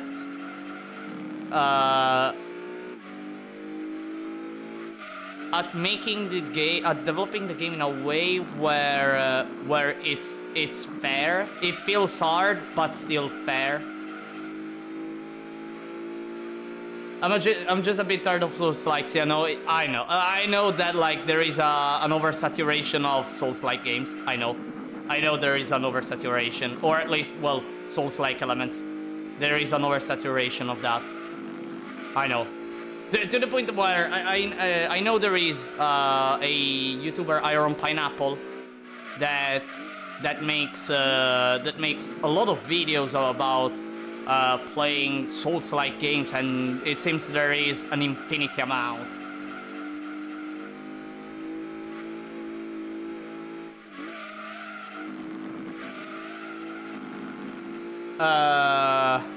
I was just saying, I mean, if it's any... Wait.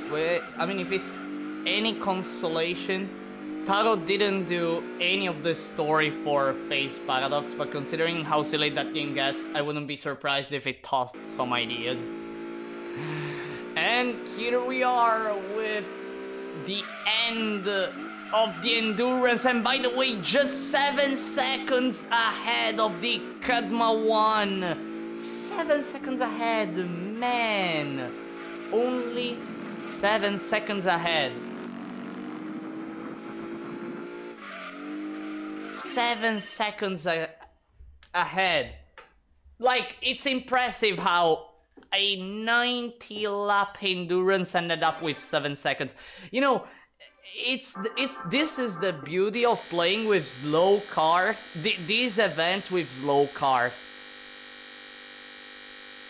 Like, yes, you're able to be faster than your opponent, but still, you have to play well, and still the opponent will be close to you, so you cannot make any mistake. Not a single one. Otherwise, goodbye. Yeah, sounds of bells. Oh my goodness.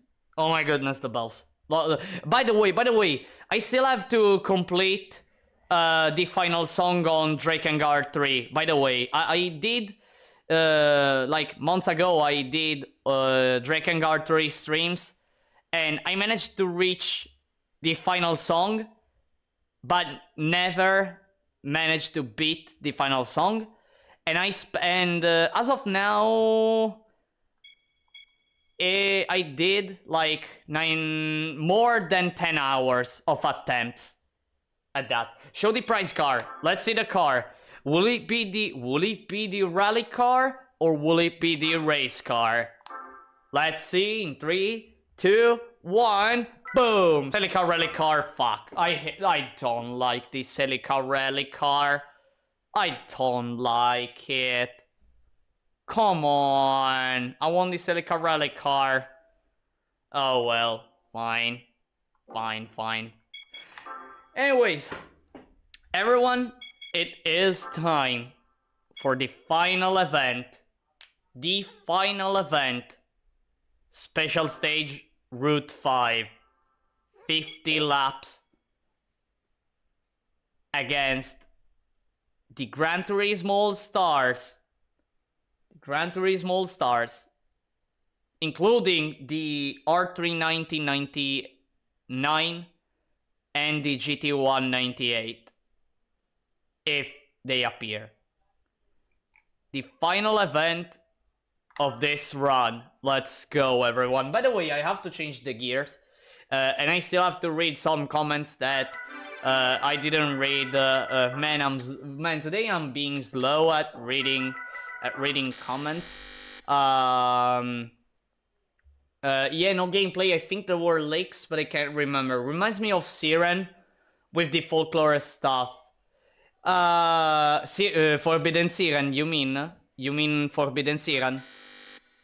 By the way, I stumbled upon Forbidden Siren, if you meant that. And it seems an interesting game.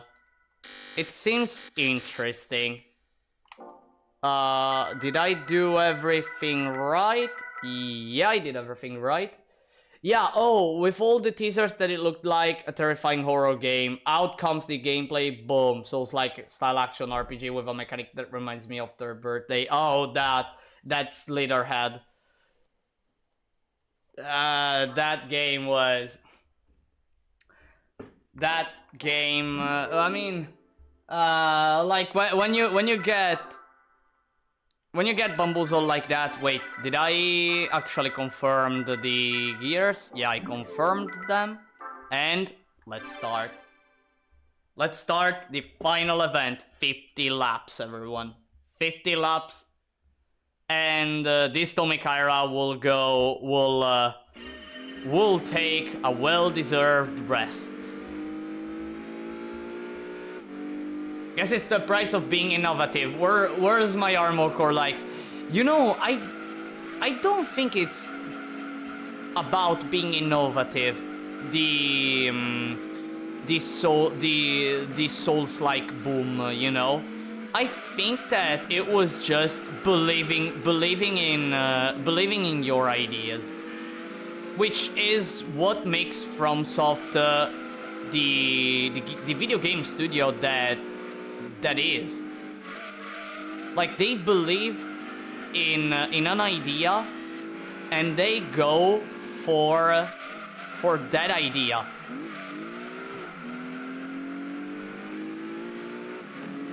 Always remember, critics were really harsh on Demon Souls. Were really harsh, but like they continued, they believed on that, and look at that. We got Dark Souls 3, which is one of the most beloved FromSoft games to this day. We got Bloodborne. We got so many games that have that idea.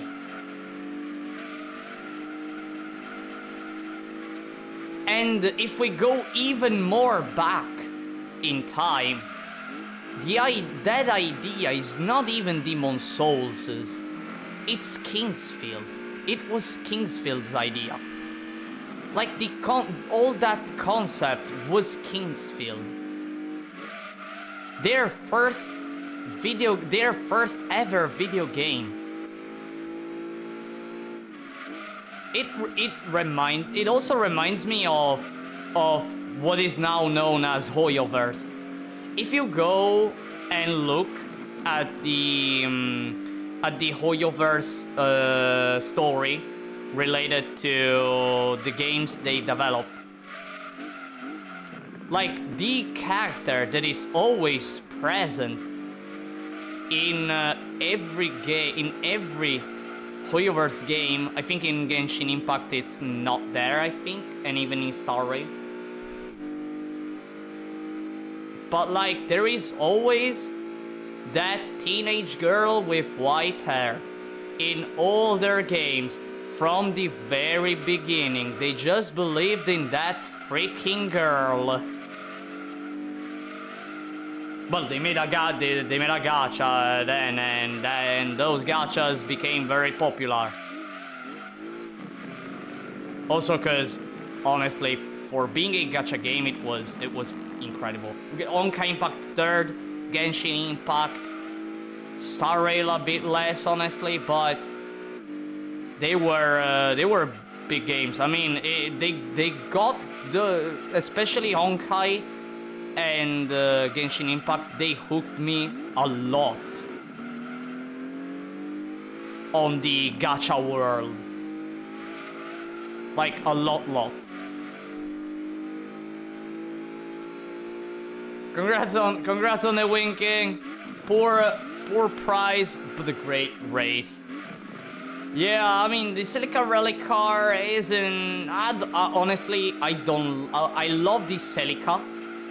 That model of the Celica, I love it so much. I don't like seeing it with the rally library. That is all. By the way, I failed to block the GT1. Man.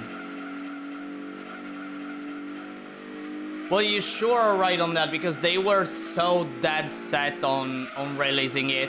Even Sony had no faith in Demon Souls. But I remember even FromSoft had no hope for Demon Souls, and they just released it. They just wanted it out the door. Because I think FromSoft had more faith in other titles they were cooking up. One of them being Ninja Blade. Oh, right, that Ninja Blade that is actually a bad game, I think. I think it was a bad game, like the one that has, if I recall correctly, like it was like your classic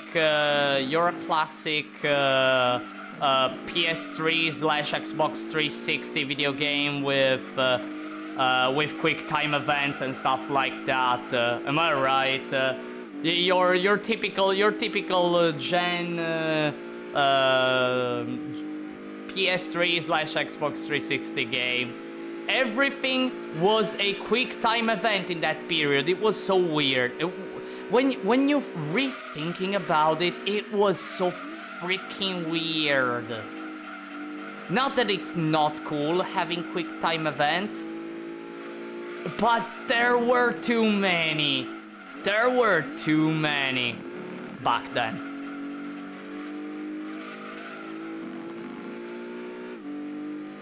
And then there's Yakuza games where they put a quick time event out of nowhere for literally no reason at all in a scene where it wasn't even necessary. I saw a video about that. Never played a Yakuza game. Another series I never played.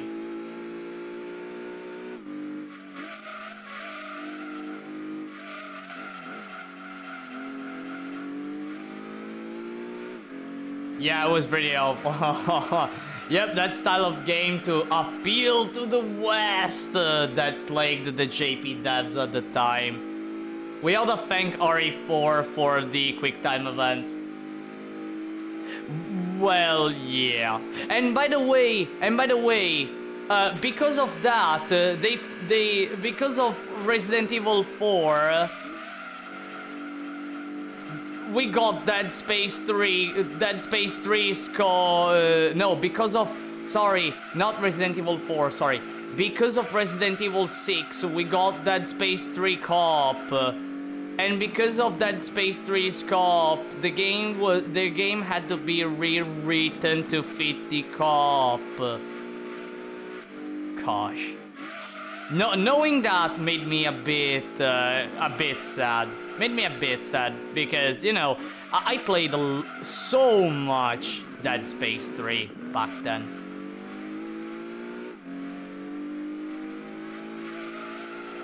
And knowing that the story could have been better, man.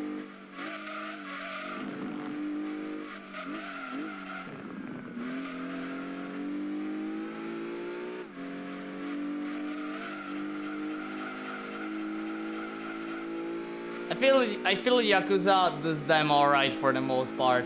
They do get silly with it though. Yeah, that's the funny part. Like, it doesn't make sense, but it leads you to funny moments. That's the...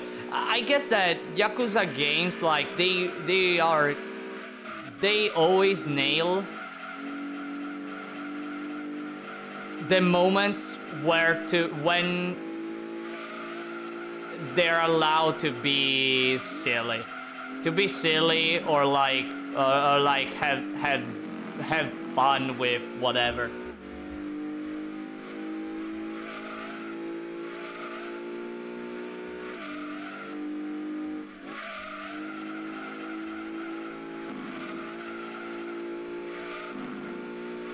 I think RE5 did more for the whole horror cop than 6. Speaking of Resident Evil 5,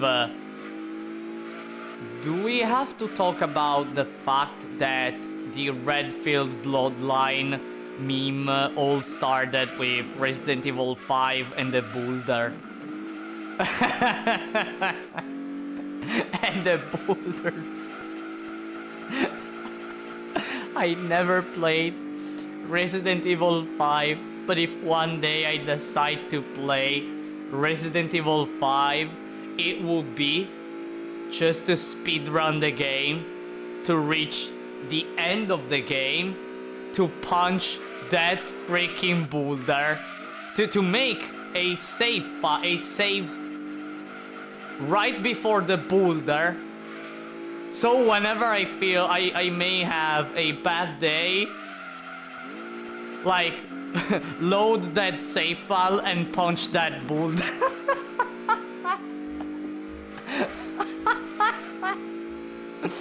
The boulder. It's the best thing ever. The boulder. I mean, I don't know what, like just how they come up with the idea that a person can possibly like throw a boulder by just punching it. Like, no, every time I think about it, it's like, for me, Resident Evil 5 is the boulder, nothing else.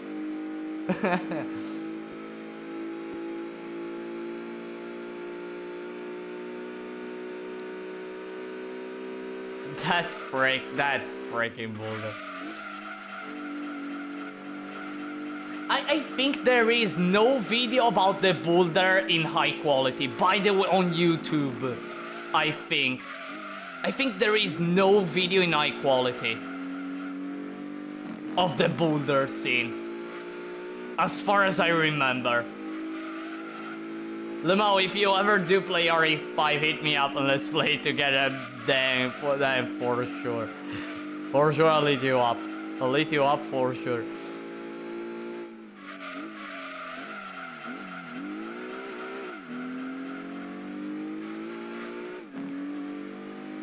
Because like the last oh dear, RE5 and RE6 like are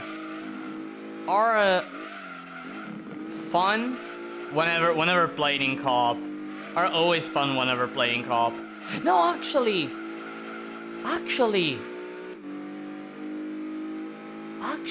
wait.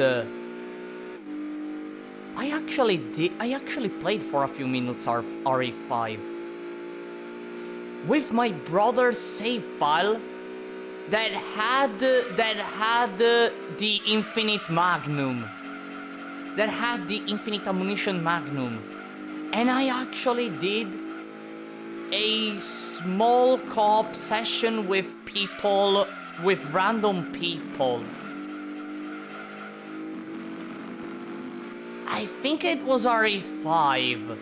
It was on a I think it was on a section, if my mind recalls correctly, like it was on a room with a boss, I think, and there was a lot of sand. I think, I'm not that sure. I think, like, if my mind is remembering correctly. If my mind is remembering correctly, yeah.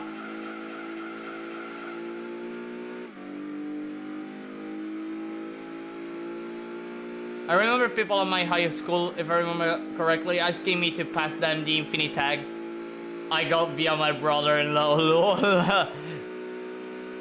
Right, yeah, it was RE5 then. It was RE5. Now that you mentioned the eggs, yeah, it was RE5.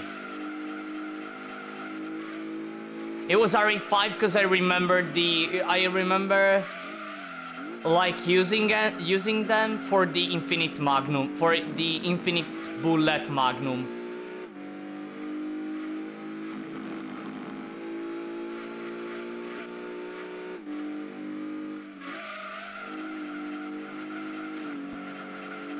Yeah, with the save file of my brother that was already completed, and I think he was playing it for whatever reason. He was playing it a second time.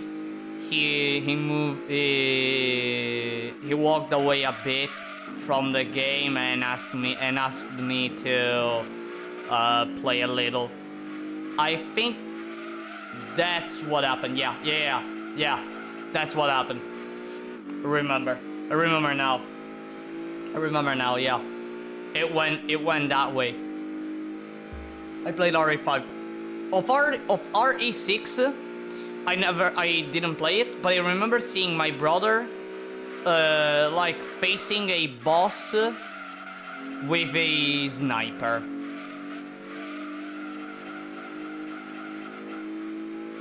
That's it. I only remember that. And many corridors. Actually, many corridors. Felt like playing Final Fantasy 13.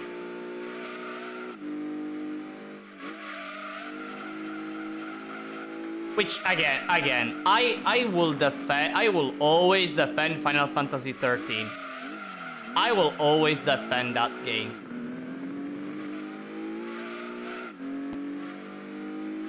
Because, you know, yes, it's a corridor.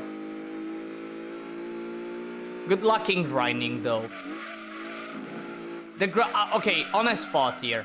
The grinding, there is more grinding in Final Fantasy 13 than in the entirety of Final Fantasy. No, wait, no, that's too much. But I honestly think it's one of the grindiest Final Fantasies. And Final Fantasy 12 is there close. It's pretty close. I don't know about Final Fantasy 9, honestly. Never played Final Fantasy 9, but I know that there is the Excalibur 2 quest, which is... There are a whole lot of things to do in order to get the Excalibur 2. And by the way, the game doesn't even tell you what to do technically. It's like that good old thing where you like you have to look through guides in order to know that.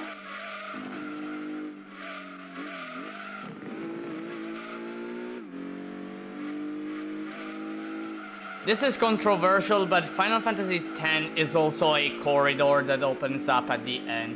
And when I heard 13 and X had the same producer designer, it clicked. What? Wait, what? Same producer and designer? 13 and 10? What? No, wait. For real?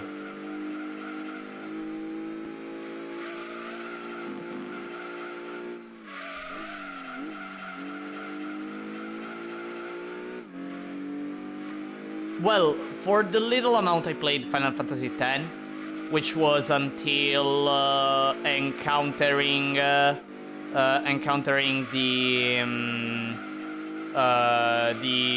blue character Kimari.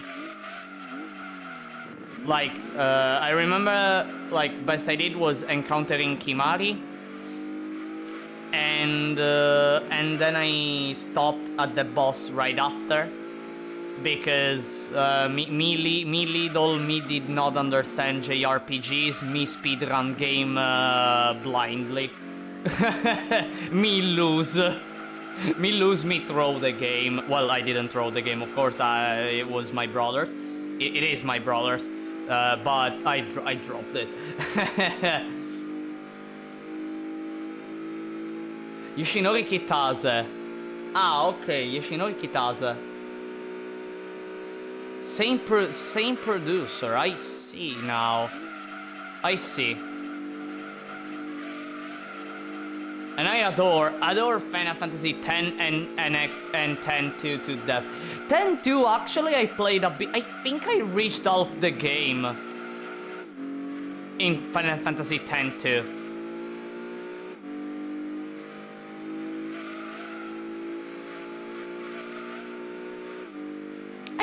I reached half the game, but never managed to I never completed it. Dang, that's a bummer, because I really love the Final Fantasy X-2 system. Honestly. I really loved it.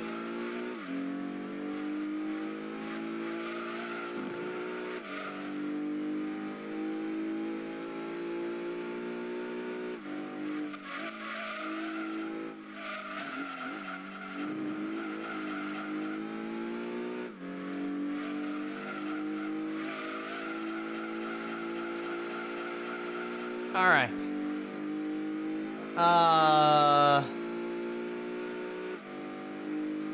Goddamn, finally. Oh, I didn't read the. Goddamn, finally a Final Fantasy 13 enjoyer. I thought me and my friend were alone. No, you're not alone. You're not alone. Look, I spent too much time on Final Fantasy 13 to not stay on his side. And by the way, I tried to go for the Platinum Trophy of Final Fantasy 13 and I failed thrice. Not because of me, but because of all my PlayStations. Like I failed the first time because my first PlayStation died. The second time because one day it happened that there was a power outage. Okay, then when electricity went back, I turned on again the PS3, and when it was and when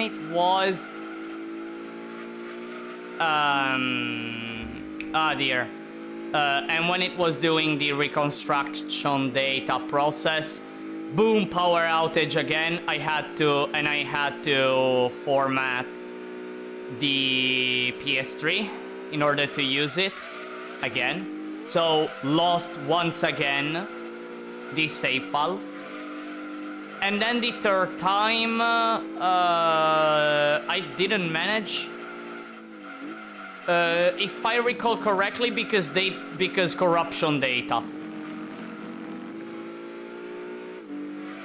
3 times, and I was close. And I was close to get the final trophies of the game, being every single hunt with 5 stars. All I had to do was beat Vercingetorix 5 stars. And then collect every single item in the game. That's it. I only had to do those 2 trophies, and I would have had the platinum, and I lost because of all the things I mentioned.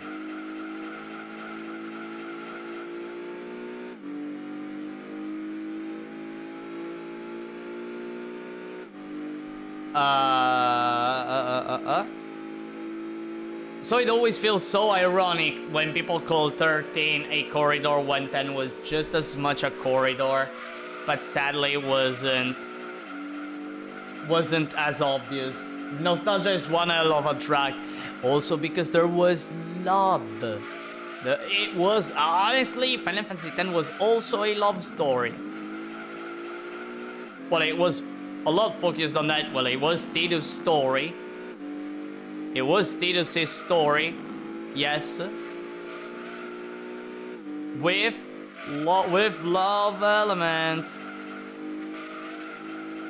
In fact, as one who has not played Final Fantasy X, again, I played until the point I met with Kimahri and the boss right after. Like, whenever I hear a person that talks about Final Fantasy X, like the one of the few things they mention are the planes, literally identical to Final Fantasy 13, the planes, and Suteki Dane, with the cutscene related to it. Period. Oh, and Jack. Because Jacked is love, Jacked is life. Let's be honest. Let's be honest. Jacked is love, Jacked is life. Oh, and Lulu. Lulu for two big reasons. Yeah. Anyways. But really,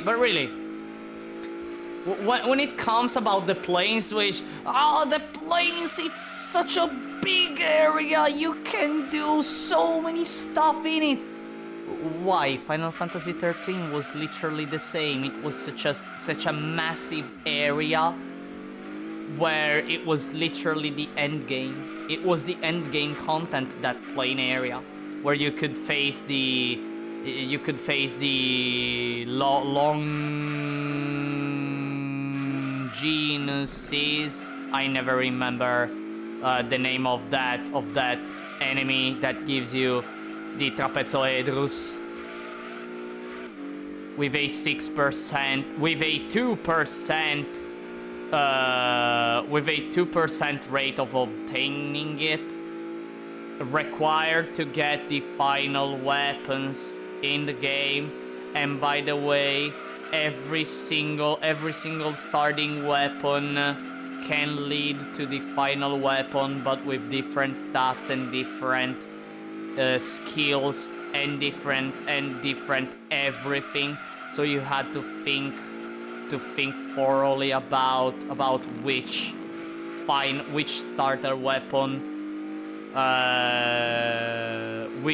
starter weapon to upgrade to final weapon. And by the way, if I recall correctly, for the all item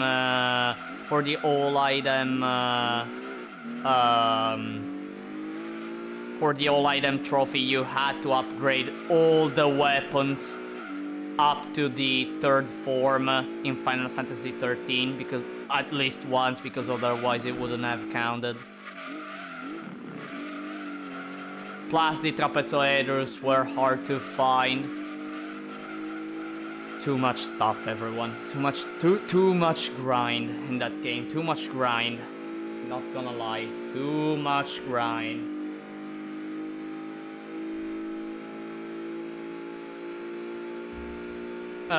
Another fun fact is how 13 was meant to be on PS2.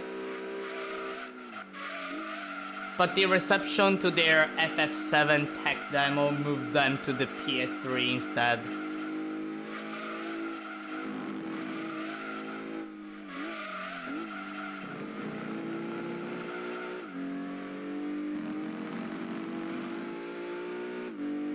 I see.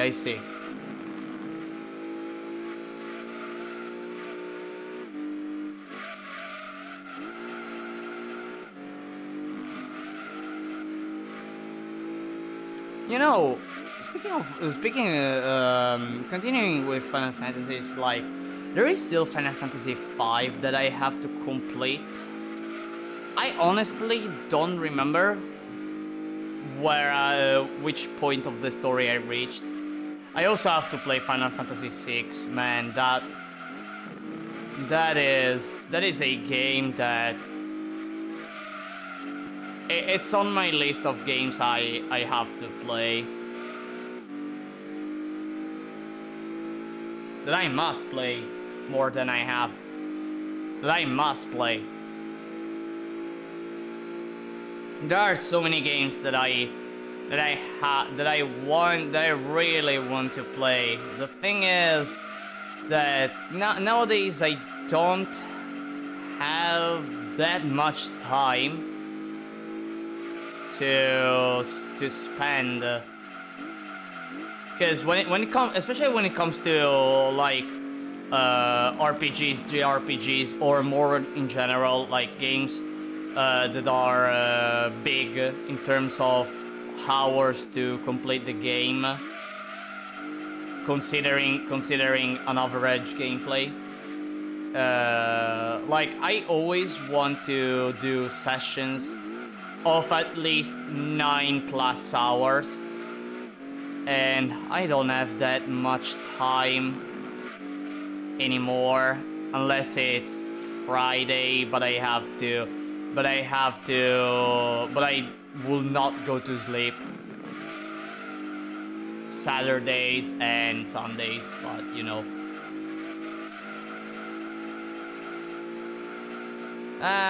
The thing about working at a job where you work for 8 hours, 5 days, is that you don't have that much time.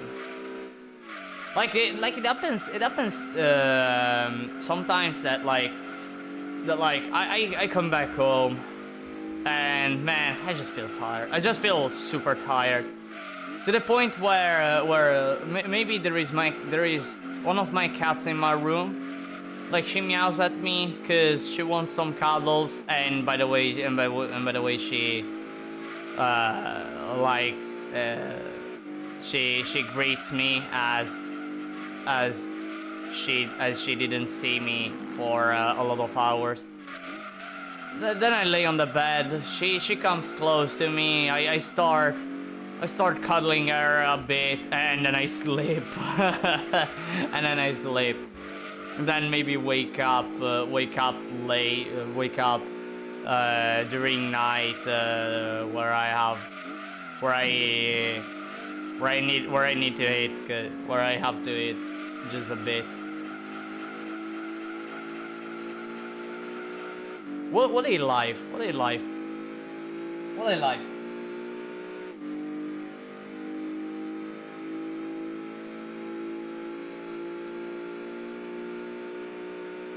But you know, I actually started loving quite a bit the job I do now. I started loving it a bit. At first, I was a bit reluctant. But you know, little by little, I started loving it. You know, I'm one that whenever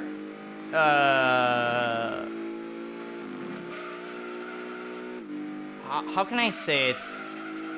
Let's say that like whenever I start learning more and more and more about a thing and putting hands on this thing that I'm learning, like so like trying to figure out things myself, or maybe discovering something myself, or maybe or just even seeing myself managing to understand something, like it always makes me happy, and it always makes me want to do more, you know, to do more.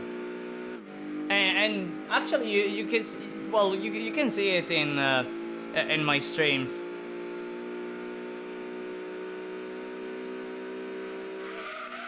Okay, help me decide, King. Shin Megami Tensei VV or Final Fantasy XIV? Need to waste some time or reinstall Most Wanted? Let's see.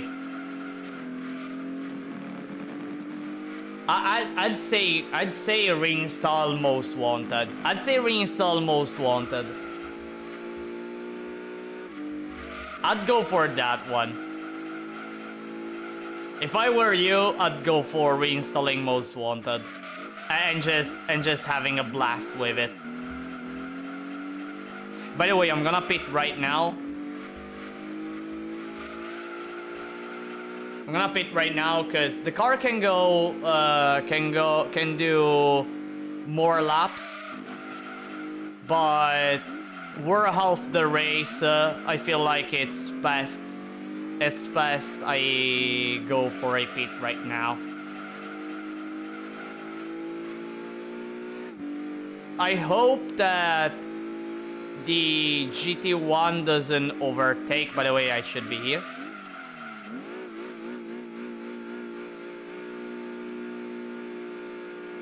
Well, let's look behind. And Calibra overtake.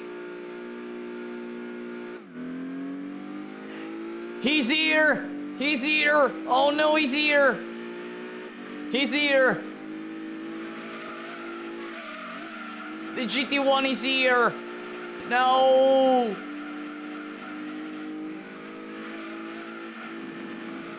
Okay, overtake. Well, I'm gonna have this car for a few laps. I'm gonna have it behind me for a few laps. Man, Need for Speed Undercover is abandonware now. Worth a try one day. Wait, Undercover, for which consoles, it came out? PS3 era, am I right?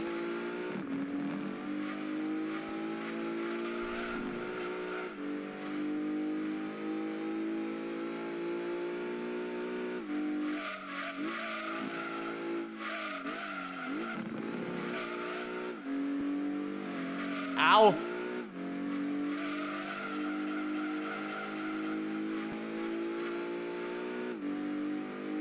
Yep, it was the last NFS by Black Box.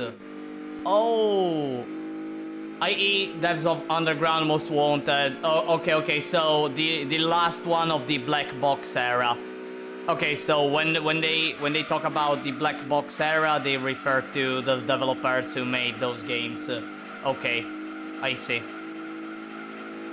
Because I always heard the Black Box era, and I was like, oh, okay, I guess it was the era of hard tuning,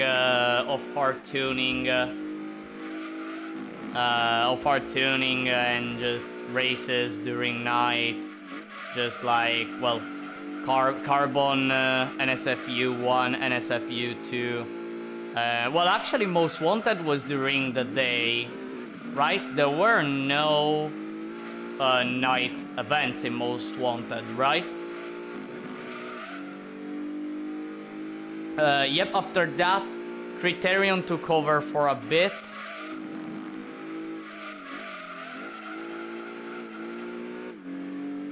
Then Ghost Games, then Criterion again. Alright, I see. Black Box era was Hot Pursuit 2 for PS2 only, okay. Underground 2, Most Wanted, Carbon, Pro Street. I have Pro Street for the PSP. Always had a hard time, especially in the final events of the game. And Undercover. So Undercover is the last one of the Black Box, okay.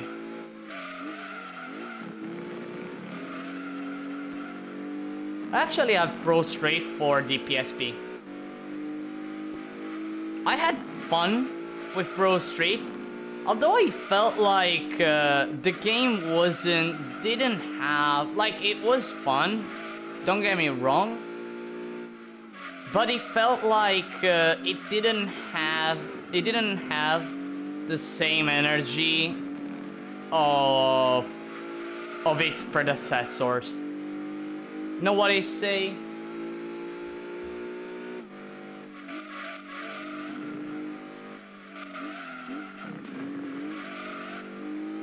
Pro Street was incredibly hard at the end. Not as hard as, say, Midnight Club 2. That game was satanic levels of hard at times. Yeah, I remember always, like, using a Pagani Zonda in the late game events, and always struggling, and despite playing super well, like struggling at staying in first place against the other cars that felt like they felt like they were so strong, like so strong. If I remember correctly, I used the Pagani Zonda in Pro Straight at the end of the game. Yeah, it should be like that. Speaking of racing games with hard events, I mentioned it. I think I mentioned it. Well, I think I mentioned it last stream. I think last stream or 2 streams ago, the PAL version of our racing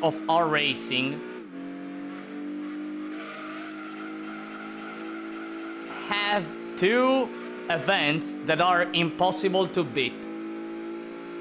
So whoever has whoever plays the PAL version of our racing will never be able to see a 100% completion save file, because there are 2 events that are impossible to beat. And to let you understand the reasons, in these 2 events that again are impossible to beat, only in the PAL version of the game, you have to beat a group of rough 911 GT1 with an Alpine A110.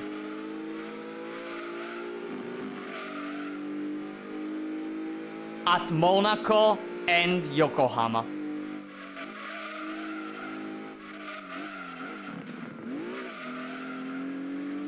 And you have to win. You need to win. In order to get the gold medal. Like, impossible. Like, literally impossible.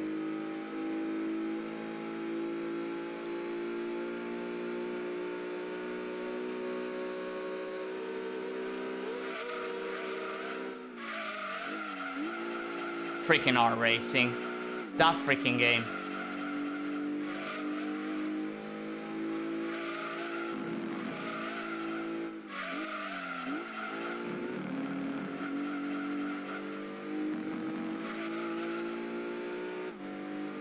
Really. Whenever I think about something hard, a few things come to my mind. Drakengard ending E. Those 2 events of our racing, and 1 boss of Dark Souls 3, which is the Twin Princes.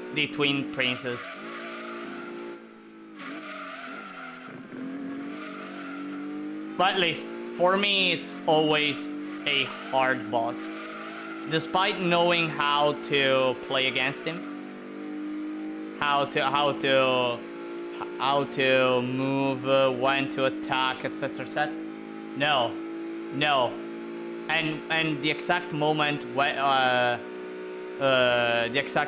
to dodge. No, I always take a hit and die. Can't do anything about it. Really, can't do anything about it.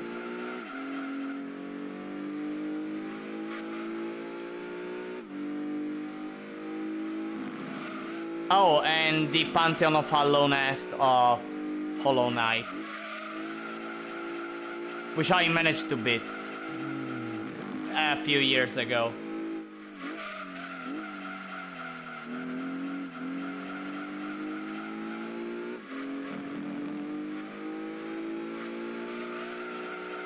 Man, I just learned that NFS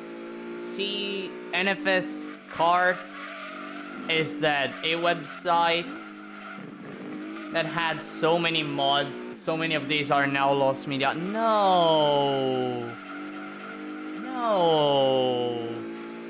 Man, that sucks. Every single time a new lost media arises, I feel a bit sad.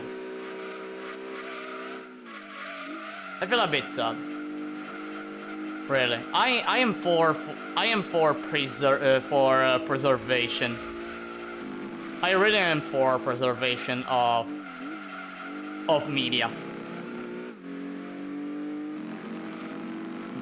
And I know that like the data is insanely big. It will become really, it is already big, the amount of data that is on the internet now, and like going forward, it will become even more data. Like like so many servers are required to maintain all that data, and yeah, it's a bummer. It's a bummer whenever some media gets lost.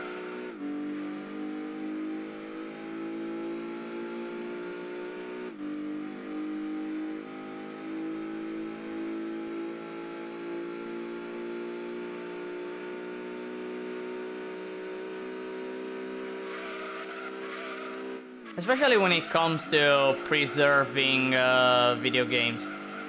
Well, I am a gamer, so I am a gamer, so like I love everything about video games, and maybe I don't play every single freaking game on this planet, but every game deserves.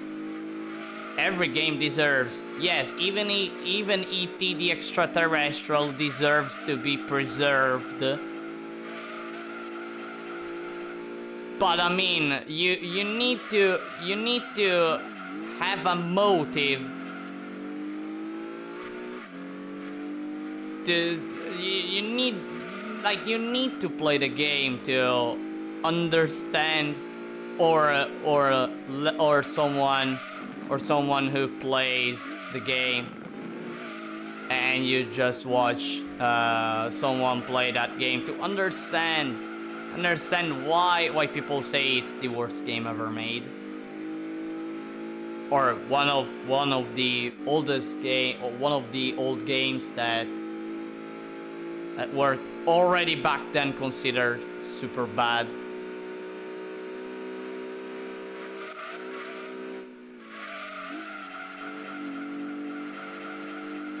Really, I am for the preservation of media in general, especially video games.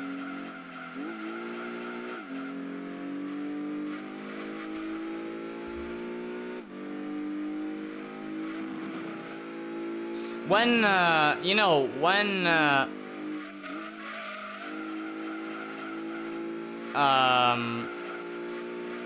remember like the day I discovered that a particular site got shut down, and when I heard the news, I was shocked. I was really shocked, because like in this site there were like it was like a library. It was like a library. Like you could go there and watch everything it had, and maybe finding stuff that otherwise you would never be able to like know about or find or something, or things a lot obscure. And when it got shut down, I was sad. It was a sad day. It was a really sad day.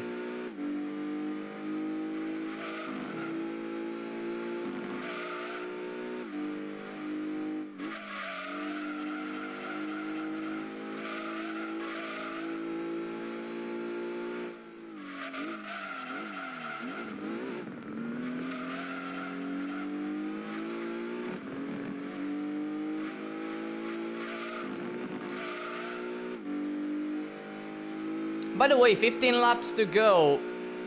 15 laps to go to end this fantastic run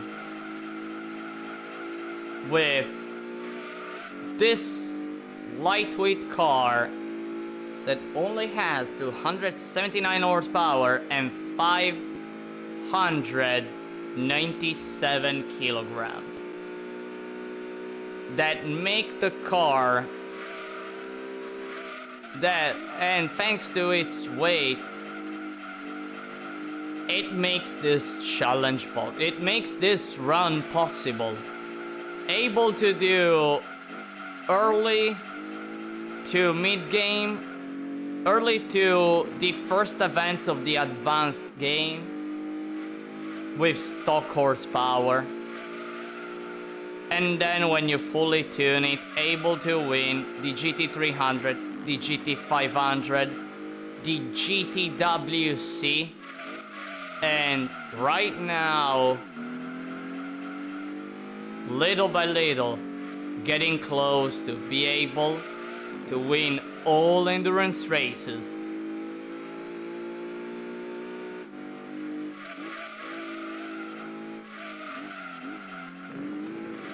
Isn't it amazing? Again, isn't it amazing? Just less than 300 horsepower. Less than that. It's amazing.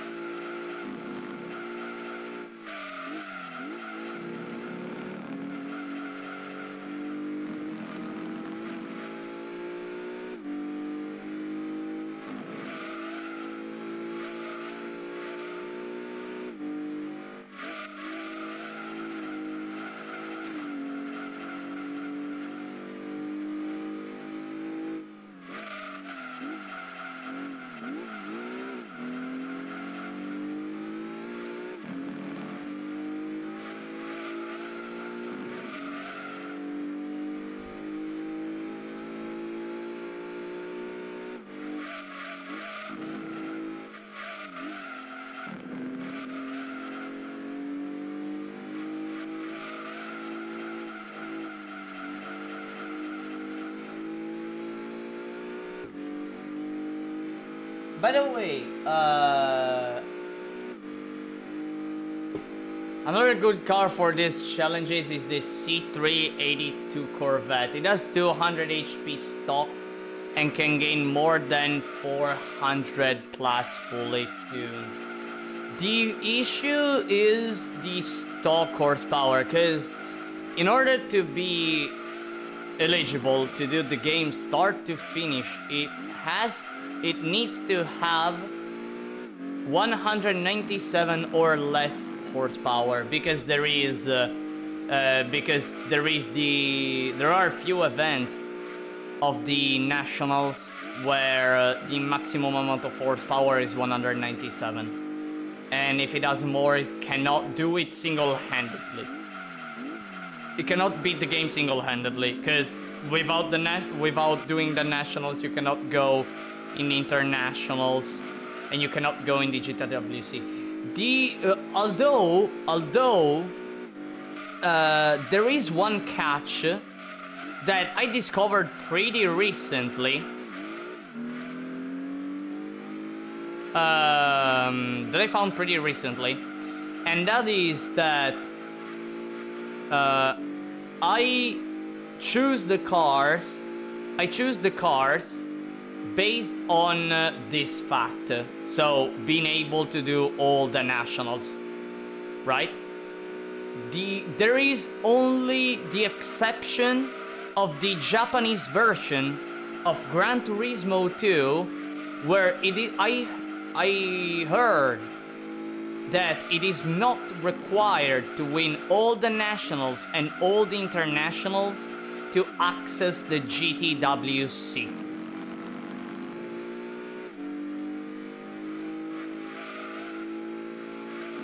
So you can literally access to the GTWC right away, which I'd love to. I honestly would like to see it firsthand, this thing. So maybe one day I'll try to search for a JP version and check if that is true. If that is true, like the amount of cars that can beat the game technically, like becomes so freaking, it becomes wild. It becomes super wild. Like any car can do it at that point. Well, not any, but almost any. At that point, you can only wonder which car, like just at that point you go for GTWC runs.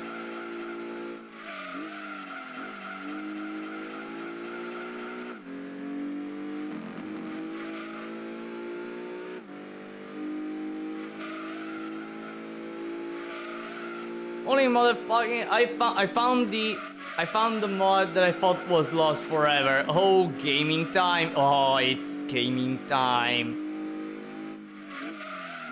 It's time to game, baby. Right, am I right?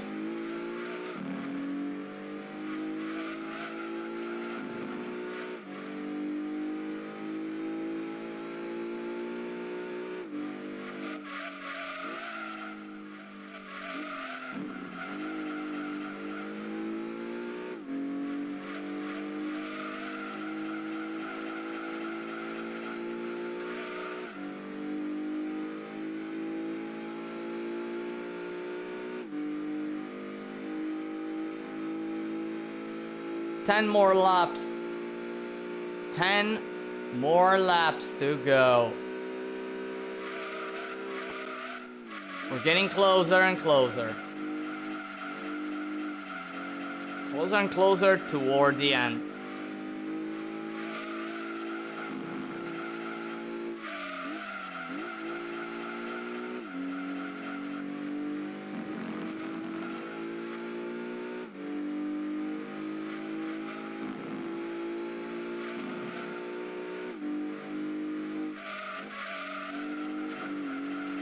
I'm having a tendency to go a bit wide to do the S, but I should be careful, as if I hit the wall, if I crash onto the wall, it will be game over. So considering that there are 9 laps to go, well, in a short while 8, I have to be careful.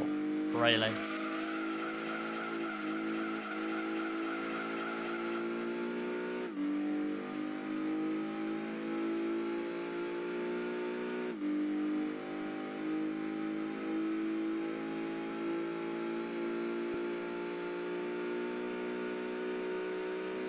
No sign of the GT1. No sign of it.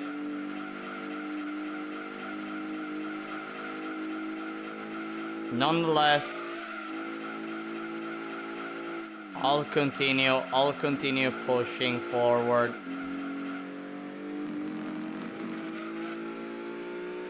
Because one never knows. One never knows.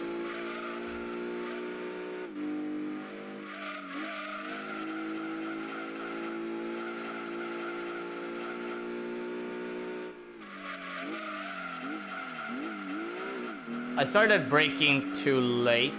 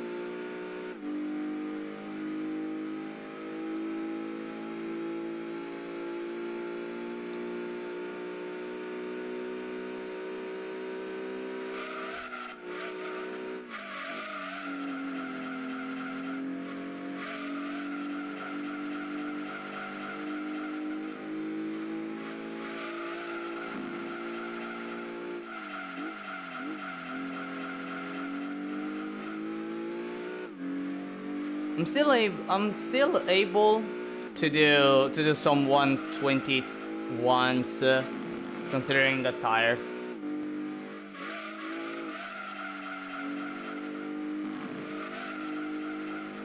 Which it's a good time, considering that we're in the endurance. I am going to always remind you all that in endurance races, opponents are 3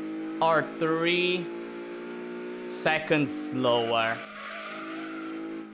than normal. So, and since in special stage R5, in order to be able to beat the opponents in the Gran Turismo All Stars event, you need to do a time that is lower than 120. Here in the endurance, you can even do times that are 120, 120, 121, and 122. You can do those times and still have a pretty chilling time.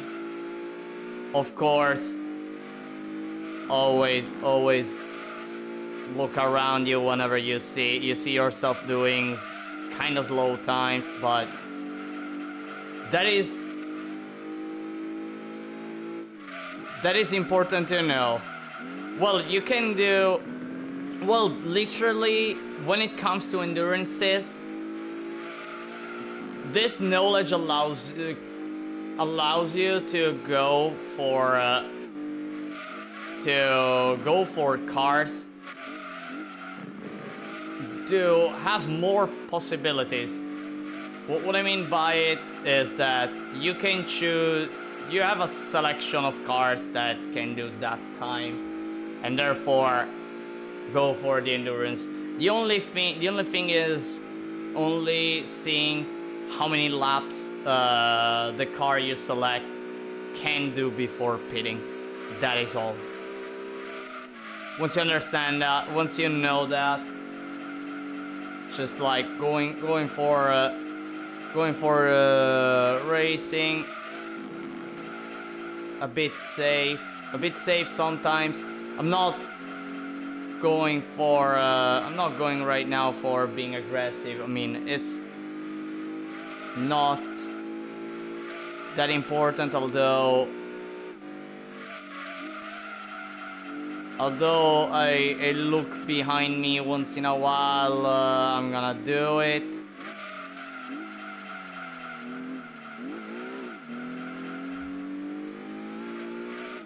Yeah.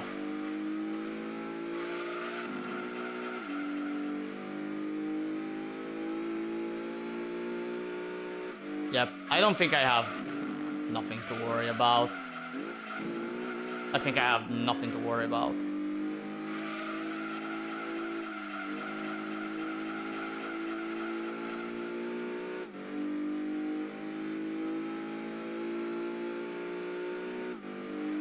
Let me check if I can see a car from far away. Not even.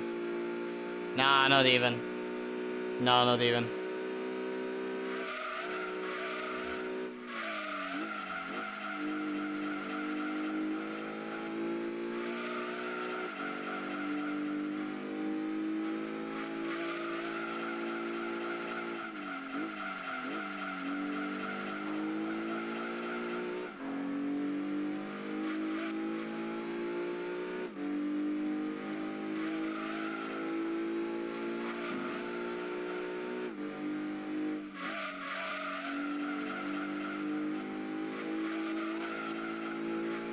I'm starting to do 123s, which isn't good.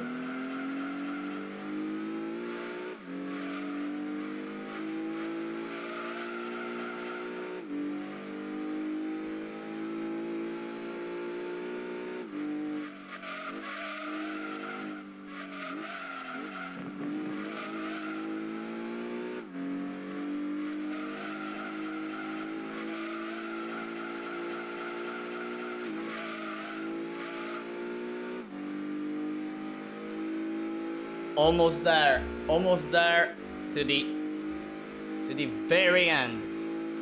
Almost there to the very end.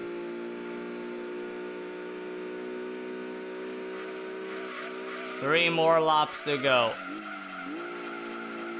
Three more.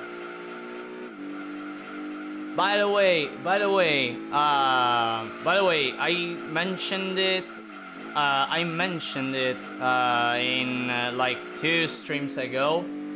But after this run, I'm gonna take like a super short break from doing beating Gran Turismo 2, and before starting the next one, I'm gonna do just one stream, still Gran Turismo 2 related, where I'm gonna do something that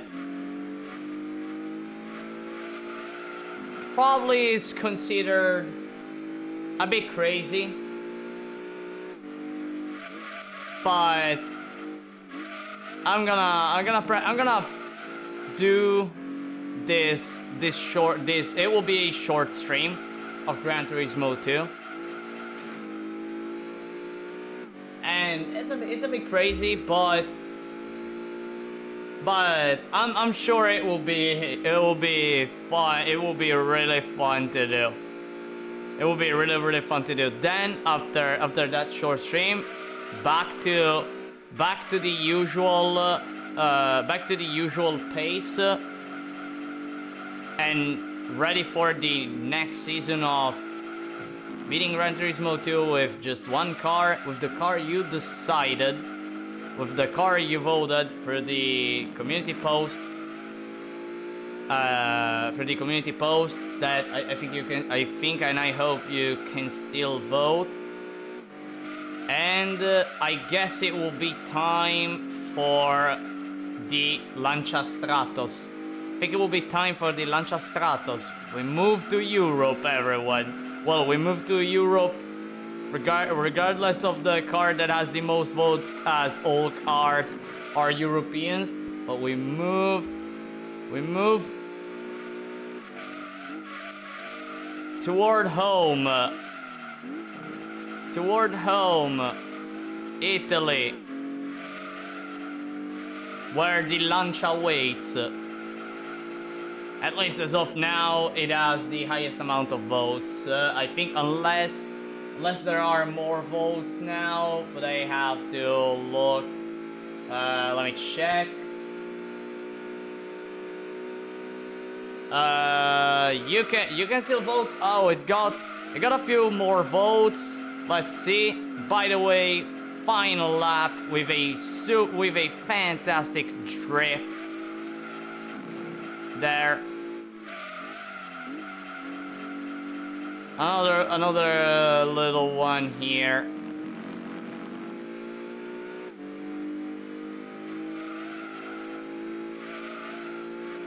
No one's behind me. I think I'm gonna have fun a little bit. Because why not? Without spinning though.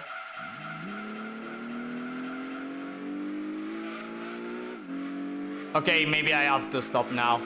Okay, I'm gonna stop now. I saw that there is the Calibra behind me, and behind the Calibra there is the GT1. I already know that. I'm gonna stop. But here we are. One final corner. One final straight. And there you have it. The Tommy Kaira ZZS Coupe completed finally. It's the entirety of what it can do in Gran Turismo 2. That's it, a win. By the way, I wonder how many seconds ahead of the Toyota. 19 seconds ahead. 19 seconds ahead the Toyota. Okay, I was messing around on the last lap. But 18 seconds ahead. Almost 19. Done. This car did all the events, with the exception of test course, because it just cannot win. It cannot win test course, unfortunately. Fortunately, it cannot win test course as the amount of horsepower is just too little. It's not enough for winning that event. Look at this beauty. In the first lap of this endurance, in between all the opponents, and there you go.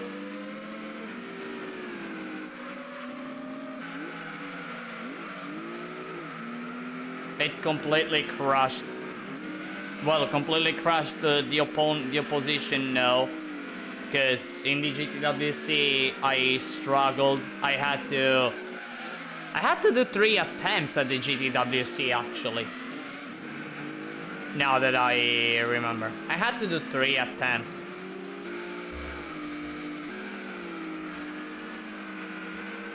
And there you have it. Kaira won. And I'm gonna show all the events. I'm gonna show all the events one last time after receiving the credits, acquiring the new car, which I'm gonna check in a short while the one I got. Let's see if I got the rally car or the race car, which I never remember which one you get here. Let's see. Boom. Rally car. Well, at least this is at least it's the Evo 6. At least it's the Evo 6. Congrats, King. Thanks. Thanks. And here's showing. So, all the events that the car did. So, starting from the Kaira dealership event, ZZ challenge completed. Then, wait a sec. I'm gonna do it this way. Here. Then, all endurance races. Did it just now. All special events. First page. Well, with the exception of the FFFR and 4WD challenge, because the car is not. It's an MR. Page 2, as much as it could do. Lightweight K-Cup. It cannot do it. Lineup 3 completed. And lineup 4 completed again, with the exception of the second event of the Turbo Car Cup, which I didn't even went for, simply because I already knew beforehand that it couldn't do it, unless someone else proves me otherwise. But it cannot win, just like the Miata. Just like the Miata, it can't win. But most importantly, everyone, Gran Turismo League, all the nationals, all the internationals, and lastly, the most important event, Gran Turismo World Championship completed. It's done. It's done. The ZZS won. Run completed, everyone. Oh, by the way, I won a red Stratos. I know this just now. No, I think I know this. After the Apricot Hill endurance, but I wasn't remembering that I saw that. Anyways, that's it. Oh, that's it. The car just won. This is the end. The only thing that I want to show to you before ending the stream And this run, which by the way, I made a playlist that contains all the streams that I did with the Kaira ZZS Coupe, which is, I think I called it just like the one, the 200SX1, but give me a second. Beating Gran Turismo 2 with a single car, Kaira ZZS Coupe, I called it, right? Kaira, yeah, I called it that way.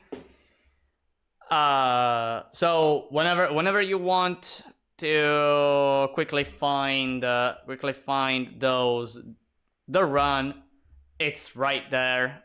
Third stream for the GTWC. First and second stream, nationals, internationals, and the rest.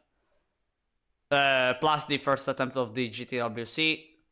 Third stream, second and third attempt at the GTWC, with the third one being the winning one, plus the first two endurances. Fourth stream, no, the fourth stream, sorry, the GTWC second and third attempt. I did 3 streams with nationals, internationals, and the rest. Fifth stream, the 3 endurances I did 2 days ago, and lastly the finale this stream with the 2 endurances I did today.